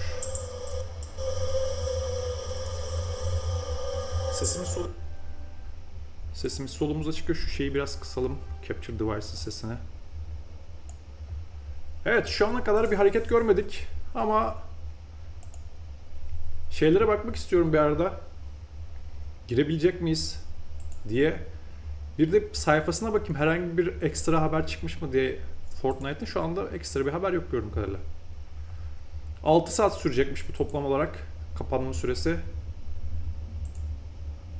Arada gelenler olmuş galiba. Şu anlık bir hareket yok ama gördüğüm kadarıyla.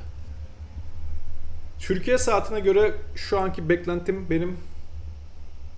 Abi ben nasıl moderatör oldum? Ben yaptım ya. Bastım orada tekrardan. Zaten kimse yoktu yayında diye. Sen geldiğine göre hak ettin yani moderatör olmayı. En azından bu yayınlık moderatörsün yani. Artık kaç saat sürer bilmiyorum ama.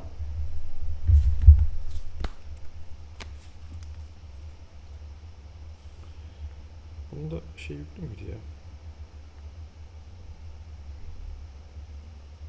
Glide.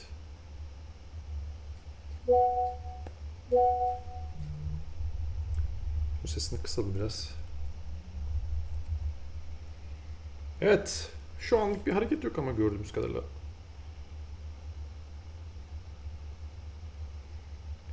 Glide'i yüklemiş miyim ben buraya?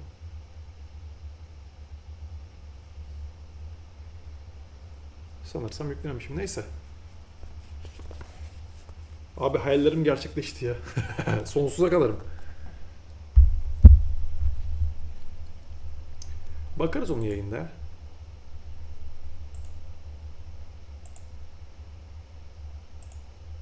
Evet, şimdi gördüğümüz üzere ben de bir Twitter açayım bakayım. Twitter'da bir hareketlilik var mı? Nerede Twitter? Bilgisayarını azıcık şöyle koyalım. Yeni madalyonlar gelmiş galiba. Şu Fortnite altta kalsın böyle. Üzerine bir de screen capture ekleyeyim ben.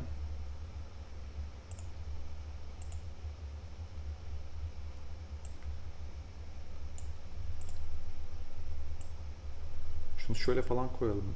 Ah, yanlış yaptık ya.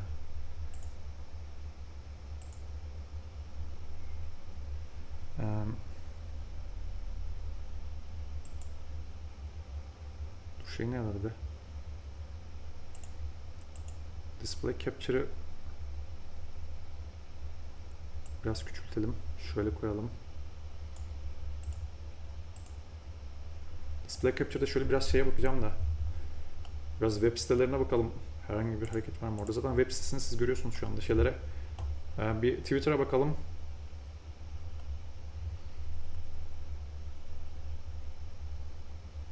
Başka kimler varmış? Dur bakalım.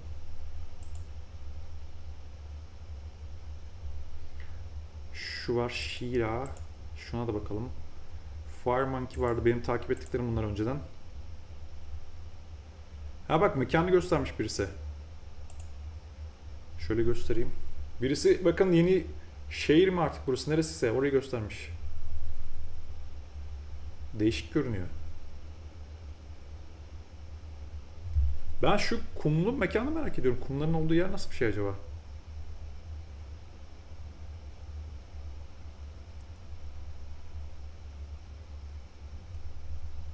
Bu kadar. New Battle Pass emotes. Yeni gelen, bakın Battle Pass'e gelmiş olan yeni emotes'lar burada varmış. Onlara da bakalım. Bir yandan da alttan da Fortnite'a girmeye çalışıyorum. Bakın bunlar yeni gelen emotes'lar arkadaşlar. Yeni gelen emojiler. Yeni Battle Pass'le birlikte geliyormuş. Hem Battle Pass'te görmüş oluyoruz burada, bak şu karakterler var. Wasteland Rock. Bak şey bu. Fallout'la alakalı bunlar.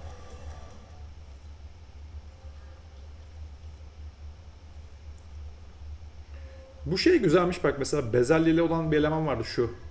Bu herif komikmiş gerçekten de. Vay, bezelyeden bakın müzikler çalmaya başladı. Başka ne varmış? Fire Show. Vay. Battle Pass bu arada 14 sayfa. Bir öncekinden 14 galiba. Ha, Power Armor'a bakalım. Power Armor nasıl gözüküyor? Göstermedi gerçi sanırsam da. Power Armor güzeldi. Karakterler bence Power Armor dışındakiler o kadar dikkatimi çekmedi de. Tamamen çöllü güzel olmuş. Aynen.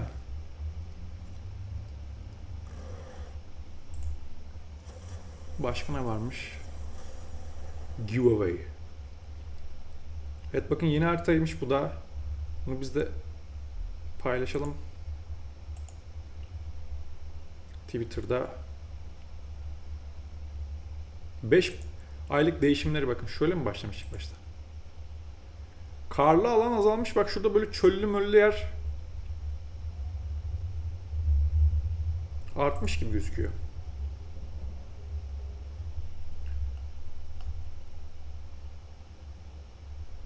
Ubisoft da karıştı araya.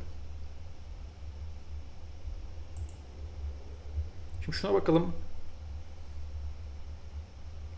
Şimdi neymiş? Potential Update Schedule. Evet şu anda bakın bu sezondaki gelecek güncelleme tarihleri var. 11 Haziran'da gelecekmiş ilk güncelleme. Sonra 25 Haziran, 23 Temmuz ve 6 Ağustos'ta gelecekmiş. 30 versiyonu bu hatta şeyin. Yazın çok güzel olacak. Seni görüyorum buradan. Ay bir dakika, yanlış yer açtık. Bu bizim ders. Fire Monkey. Potential Update Schedule şunlar. Bunlar editler, edit style'lara bakın gelen karakterlerin. Sniper geliyormuş bakın, yeni bir tane şu. Ama herhalde şu anda hemen gelmeyecekmiş.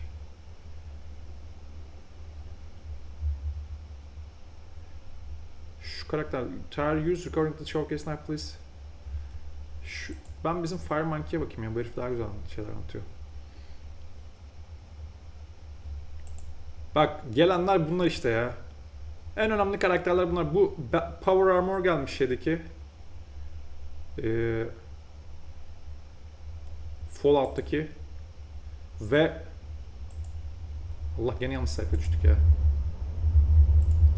Power Armor ben çok beğendim. Biraz şunu da beğendim bu arada. İlginç olmuş karakter. You get a free 15k XP. Bak şu Accolade Days şeyini açtığınız zaman 15k'lık bir şey alacakmışsınız. Bonus alacakmışsınız. Buraya girdiğiniz zaman kesin açın, bakın bu bir görevmiş yani. Accolade Days sayfasında sekmesine geçerseniz 15k'lık şey alacaksınız. XP kazanacaksınız. Bunu kesinlikle değerlendirin. Beleşten 15k yani. Calendar endpoint has now switched to chapter 5 season 3. Everything looks good for now this season. Evet bunlar yeni gelen elemanlar. Biz bu arada gene basalım şeye de arada. Belki giremez. Alt tarafta burada PlayStation 5 ekranını görüyorsunuz. Üst taraftaki benim kendi ekranım, PC ekranı. Bunlar gelen görevler bakın. Jumpstart Quests. Başlangıç görevleri. Bunlar günlük görevler, haftalık görevler. Bunları takılacaksınız artık ya. New Map Graffiti. Bunlar grafitilermiş bak. Swinging Proto. Bunlar neymiş be?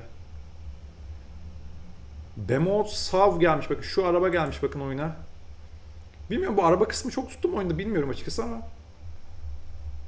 Adamın 335 V-Bucks'ı varmış bu arada. Benim de az var ya. You can select between your sports cars, SAV and track your primary vehicle. Use racinglerde kullanabilmek için işte araba ya da şey SAV olarak seçebiliyor musunuz yani bu Bak yeni gelen madalyonlar varmış bu arada. Makinist madalyonu var. Megalodons madalyonu. Ne işe yarıyormuş bu? Your shield automatically replenishes over time. Bu zaman içerisinde kalkanın doluyormuş bu şeyle beraber. You are infused with unlimited nitro while this medallion is in your... Bu da belirli sürede sana böyle nitro verecek, daha hızlı koşmanı sağlayacak bir şey. Ringmaster neymiş? Your weapons have infinite ammunition and increased weapon damage. Oha bak bu güzelmiş mesela. Senin silahında her zaman sonsuz bir cephane olacakmış ve zaman içerisinde artan bir şey verecekmiş. Daha fazla increase yapacak, yani daha fazla zarar verecek bir şey içerisinde, zaman içerisinde. Güzelmiş bunlar. Yayına da bakalım. All NPC location bakın. Şu anda içerisindeki sezonda gelecek bütün NPC'lerin lokasyonları, yani yerleri bu şekilde olacakmış. Şu mekanlar yeni. Bakın zaten bunlar kapalı. Yani en azından bu herifte açılmamış daha. Bayağı bir NPC var gene. Gidip konuşmak lazım onlarla. XP almak istiyorsanız. New Lego'lar gelmiş, bakın yeni karakterler gelmiş. Lego'ya uyum sağlamış olan. Bak şu yeni gelenlerin de şeyleri var. Power Armor'un var mı bu arada Legosu? Power Armor'a bakıyorum ben bir. Şu yeni gelen karakter bak mesela o var. Power Armor yok galiba ya. Bakıyorum şöyle. Power Armor sanırım yok ama burada. Şu güzelmiş bak mesela. Power Armor'u göremiyorum. Yok herhalde Power Armor. All Lego Infinite Skins Shops Assets Added Fortnite Wrecked. Bakın bunlar eklenen yeni assetleri şeylerin, karakterlerin Lego versiyonlarının tabii ki de. Bunlar neymiş be? Gene böyle bir şeyler var. Bilmiyorum, Lego'yu oynayanlar çok var mı da Lego ultra tutmadı herhalde ya sanırsam.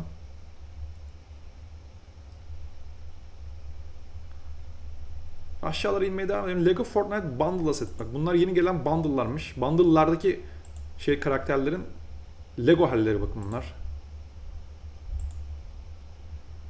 Değil miydi bu be? Marshmallow. Star Wars'la ilgili kits gelecekmiş. Bakın Bundles for Lego Star Wars Building Kits Decor. Bak Star Wars'tan eklenecek, Lego'nun içerisine eklenecek setler varmış. Bakın şunun gibi mesela. Bunlar Star Wars'tan eklenmiş hep. Lego versiyonunda kullanacağınız itemlar onlar, hani böyle etraftaki kendi evinizi yaparken kullanabileceğiniz şeyler.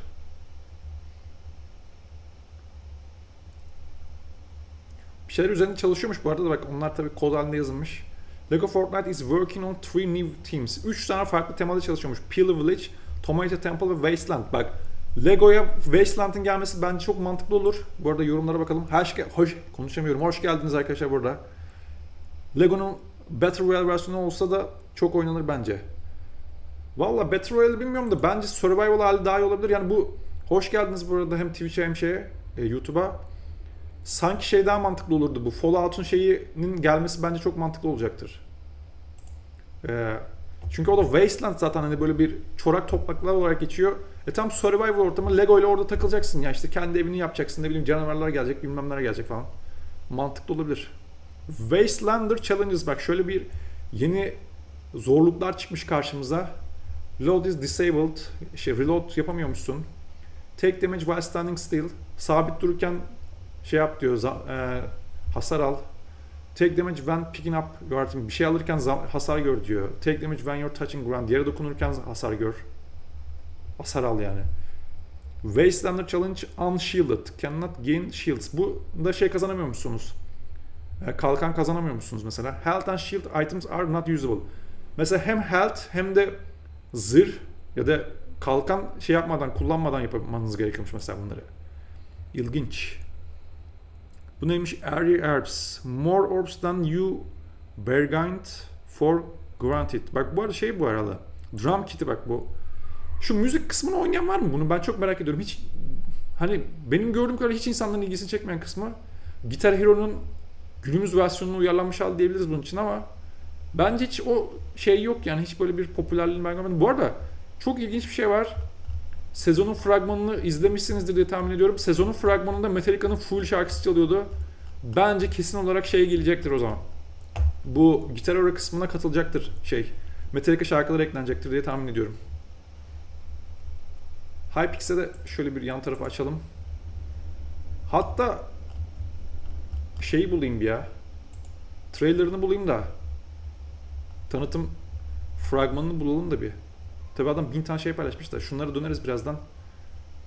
Ben bir 15 dakika sonra gene gideceğim. Bu arada gerçekten bak bunlar güzelmiş ha. Wow. Bunları iyi yapmışlar bak. Power Armor şeyleri bunlar. Şekilleri. Allah yanlış yere gittik. Power Armor hareketleri bunlar. Şunu da şöyle yanda açayım bari bir dakika.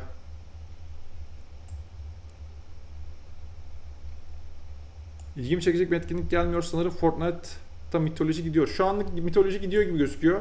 Şey olacak. Fallout geliyor sanırsam. Yani öyle geliyor büyük ihtimal. Baksanıza şu Power Armor falan gidecek. Bu arada Türkiye saatine göre 4'te açılmasını bekliyoruz gençler. Abi hatırlar mısın? Chapter 2 sezon 6'da İlkel Çağ sezonunda helikopterle kaçmaya çalıştığımız bir mod vardı. Oyundaki insanlarla ekip olabiliyorduk ve o çok güzeldi, keşke gelse. Bilmiyorum gelir mi ama hatırladım o dediğini. Fortnite X Fallout Wrap that counts your kills and shows them when you aim. Bak, bu şeyi getiriyorlarmış. Kaç kişi öldürdüğünü gösterecekmiş bu arada.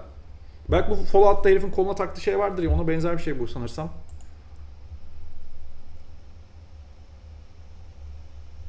Şeyi aldığın zaman hem senin öldürme sayını tutuyormuş. Ayrıca onları öldürmeye kalktığın zaman da orada belirliyorlarmış. New skin coming soon. Bunlar geliyor mu yeni skin olarak? Sezon 3'ün background'a bakın böyle zar zor bitirdim zaten geçenki savaş biletinde uçuşlardan dolayı. Ben bitiremedim vallahi bu arada. Benim çok az, ben 30 level falan kalmışımdır yani. Ben savaş bileti bile biriktiremedim, o kadar oynayamadım yani. Fortnite Metallica skin geliyormuş bak. Wow! Bunu yeni gördüm.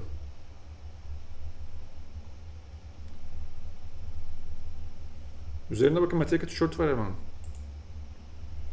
Bright Raider Edit Style. Saat 4 gözüküyor ama ona kadar uzar. Belli olmaz ya, uzayıp uzamayacağı belli değil. Türkiye saatine göre 4. Buraya göre 3 olacak. Eğer tabii ki bir erteleme gelmezse, ertelemeye de şuradan bakıyorum ben bu arada. Şurada güncellersek zaten herhangi bir fark olunca görürüz. Bakın şu anlık burada saat aynı. Ben baktığımda da 6 saatlik bir maintenance vardı, yani bakım süresi vardı. Şu an bir şey değişmemiş. Magneto geliyormuş bu arada bak. Şu Magneto karakterini bilirsiniz. Yine büyük ihtimalle geçen erkek gibi açılmaz. Valla bence bu arada açılmayabilir. Gerçekten aslında tahminimden daha büyük bir güncelleme bu. Bayağı böyle 35 GB falan PlayStation 5'te ya. Ben bu kadar büyük olduğunu tahmin etmiyordum açıkçası. Megalon Dawn Skin and Styles. Bak ben şu elemanı beğendim mesela. Komik bir karakter. Bezelya'dan karakter yaptık. Bunlar madalyonları temin söylemiştim. Bu da kapağı sanırsam ana kapağı, bakın bu Chapter 5 Season 3 Wrecked kapağı. Burada bütün karakterleri görebiliyorsunuz zaten. Oyun eklenecek. Season 3 skinleri varmış burada. Trailer'a şurada bir bakalım, bakın. Ben şunu şöyle bir aşağı şöyle büyük ekran yapayım hatta size de. Trailer bu. Ben konuşacağım bir yandan da çünkü Metallica şarkısı çalacak. Oradan telif yemeyelim sonra.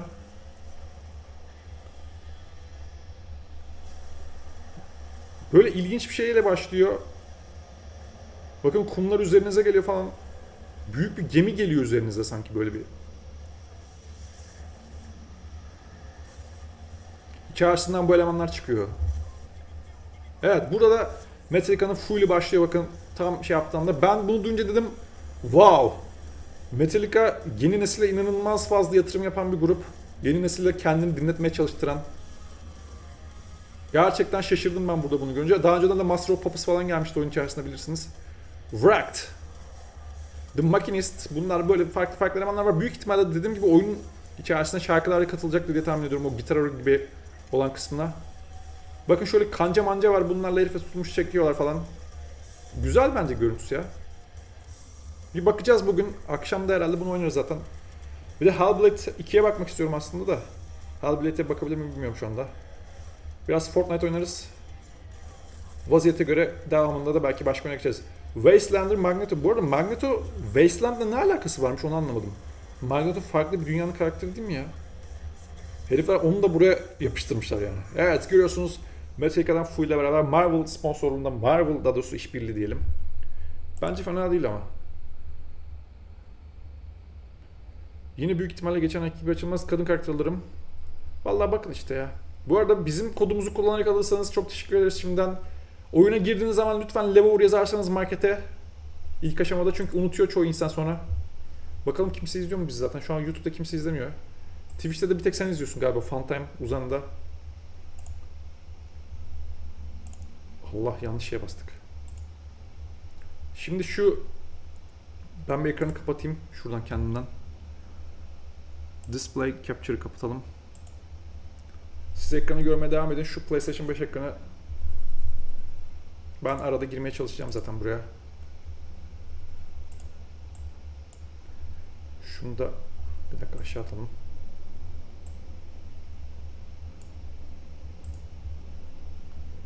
Senin kod duruyor herhalde mağazada.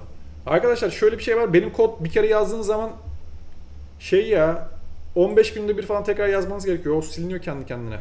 Hani hiçbir zaman kalıcı değil o. Bir kere yazdığın zaman 14 gün sonunda kendisi gene siliniyor. Buradan da bir WhatsApp açalım da. Bilgisayarda o kadar çok şey açık ki şu anda.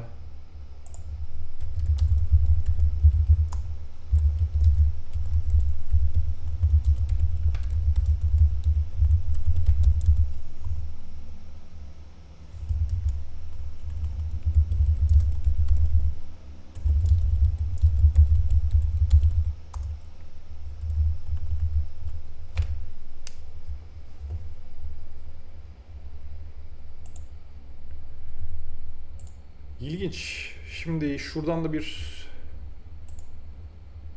bakalım.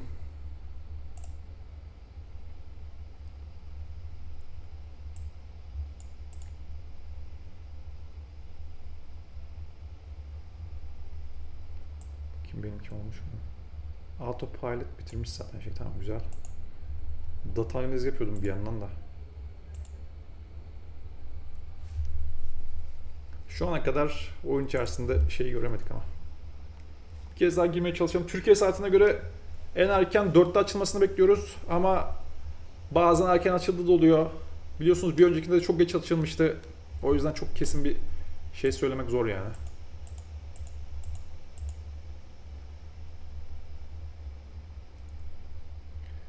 Bu yüzden pek güven olmaz bunlara. Siz gene erken girmek istiyorsanız kendinize deneyin valla.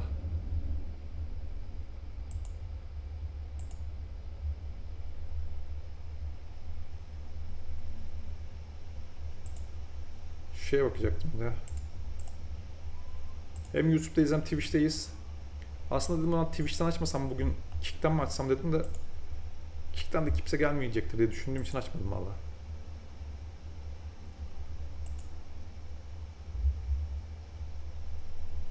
Şu ana kadar aslında ben bir kapak yapacaktım. Şu anda telefonum da şarjda. Olmuş mu? Daha da olmamış. Fortnite bir kapak diyelim.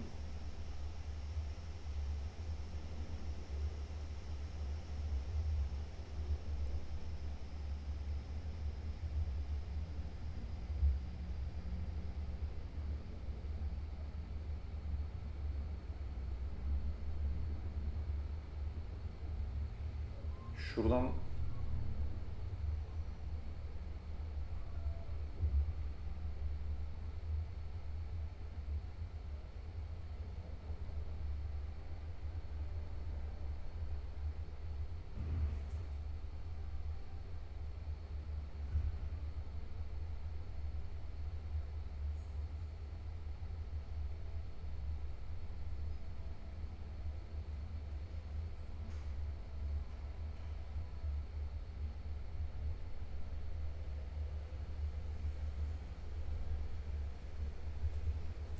kapak yaparım sonra.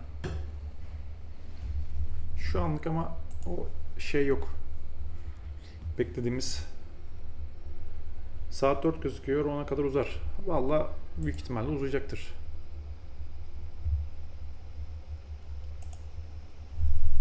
Bir kez daha basalım. Bu arada 5 dakika sonra gene ben gidiyorum. Şuradan bu neymiş?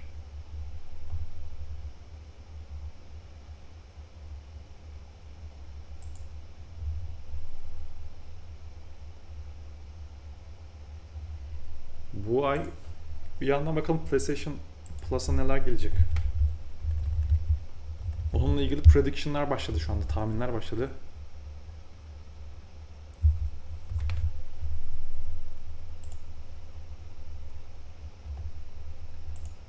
Ben bir yandan da şeye bakıyorum. Diğer elemanlar bir şey paylaşmışlar mı diye de.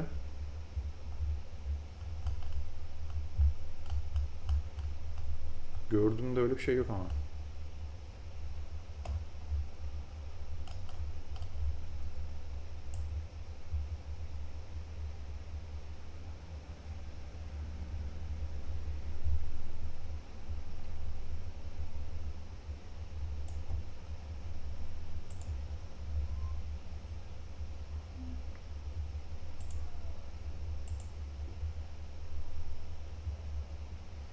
Neyse ben şimdilik gidiyorum tekrardan. Daha sonra gene geleceğim. Görüşürüz bakalım. Zaten oyun açıldığı zaman da ilk girenlerden birisi biz olacağızdır büyük ihtimalle. O yüzden arada yayına bakarsanız siz de bu anı yakalayabilirsiniz büyük ihtimalle. Çünkü bu oyunun ne zaman açılacağı hiç belli olmuyor. Sağ solu belli olmuyor derler yani öyle. Şimdi görüşürüz bakalım. Ben de kameramı kapatayım, sesi de kapatayım. Hoşça kalın bakalım şimdilik. Ama yayın açık kalacak ve ben girmeye çalışmaya devam edeceğim arada. Bakalım.